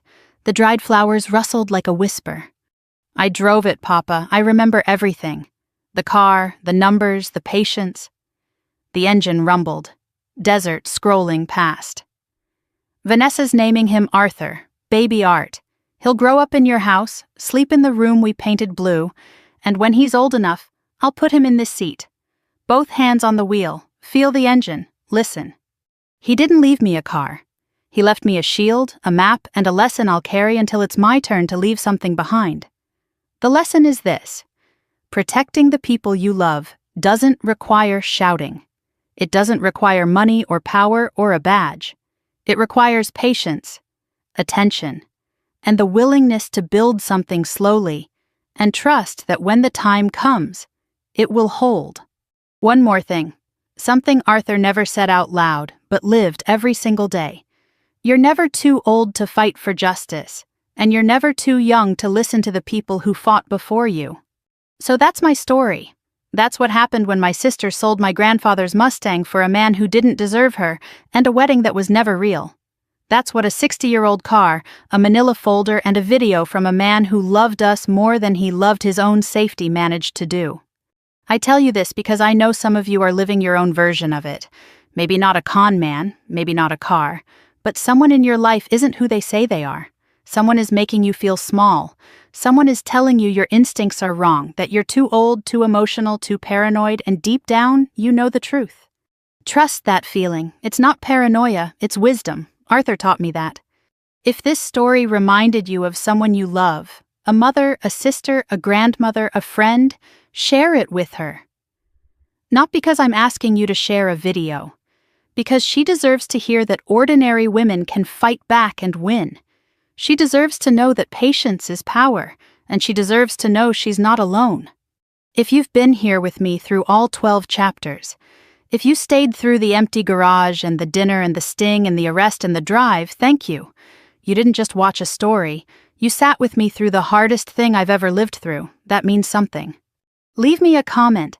Tell me what you would have done.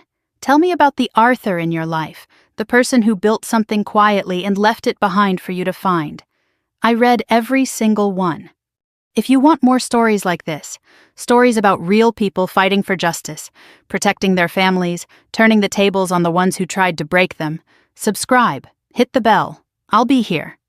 And Grandpa, if you're listening from wherever accountants go when they're done balancing the books, the car runs beautifully, the lavender is blooming, and your great-grandson kicks every time I start the engine. I think he likes the rumble. Some details in this story have been changed for privacy and safety. The people are real. The pain was real. And the Mustang? Still parked in the garage, right where it belongs. This story is fictionalized for dramatic effect.